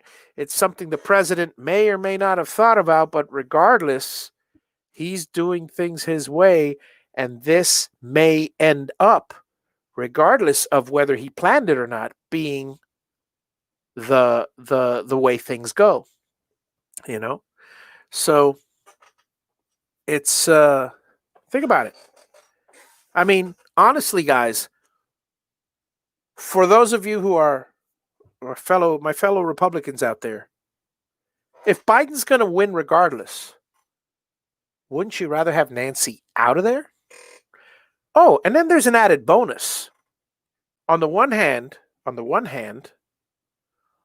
they would say the Democrats and women, this is our first women president, yay! And the first woman president, Nancy Pelosi, and so she'd have a lot of honors. It would last one day. She wouldn't do a damn thing, or 4 days, or 5 days, or a week, whatever. She wouldn't get anything done. Because, I mean, how many executive orders can you sign in 24 hours? But who knows? She may be. Well, it would be. She'd have to prepare for that contingency because this would be a surprise. And now it would look really horrible. I mean, on the one hand, it would look good. Yeah, she's the first female president. But talk about, if you thought, if anybody thought Trump was a horrible president or anybody else was a horrible president, what did Nancy do? She lasted one day in office and did absolutely nothing. That's not much of a legacy. That's not much of a, and all the years in Congress, that's what she would be known for. So anyway, that's just my thoughts. So folks, I will bid you guys adieu and have see, I mean, this kind of thing. Milwaukee reported more votes than having registered voters. Again, that might happen because because in some of those counties, I'll say this, in some of the, I mean, this is a playing devil's here. In some of those counties, you can actually go to a different county and vote there, drop in a mail-in ballot. So it's possible that they were registered voters from other counties or other cities, and that happens. I don't know. I'm not a fan of drop-in ballots. I'm a fan of mailing them, even though I guess it's more secure if you drop it in. But well, anyway. That being said, have a wonderful evening, everybody, and have a great day. I'll try to get back on here tomorrow, but if not, Saturday I'll have a couple of Christmas projects, and we'll see what we discuss on the Javi Unbox show. Good night, all. Biden wins. She removes him. Kamala becomes POTUS and names Nancy VP. Biden wins. She removes him. Kamala becomes POTUS and names Nancy VP. Yeah, that'll scare the crap out of me. She removes. How can she remove him? If Biden wins, and Kamala becomes VP. Yeah, I don't get that. Wait a second. Oh, another scenario. Nancy already acting the articles of the 25th. Oh, okay. Yeah. No, not really, because if she enacts the articles of the 25th, he will be president until but she still is out of she's out.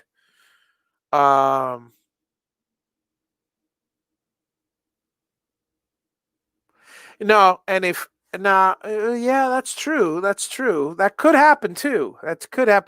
But yeah, it's true. Okay, so she gets in. She makes him president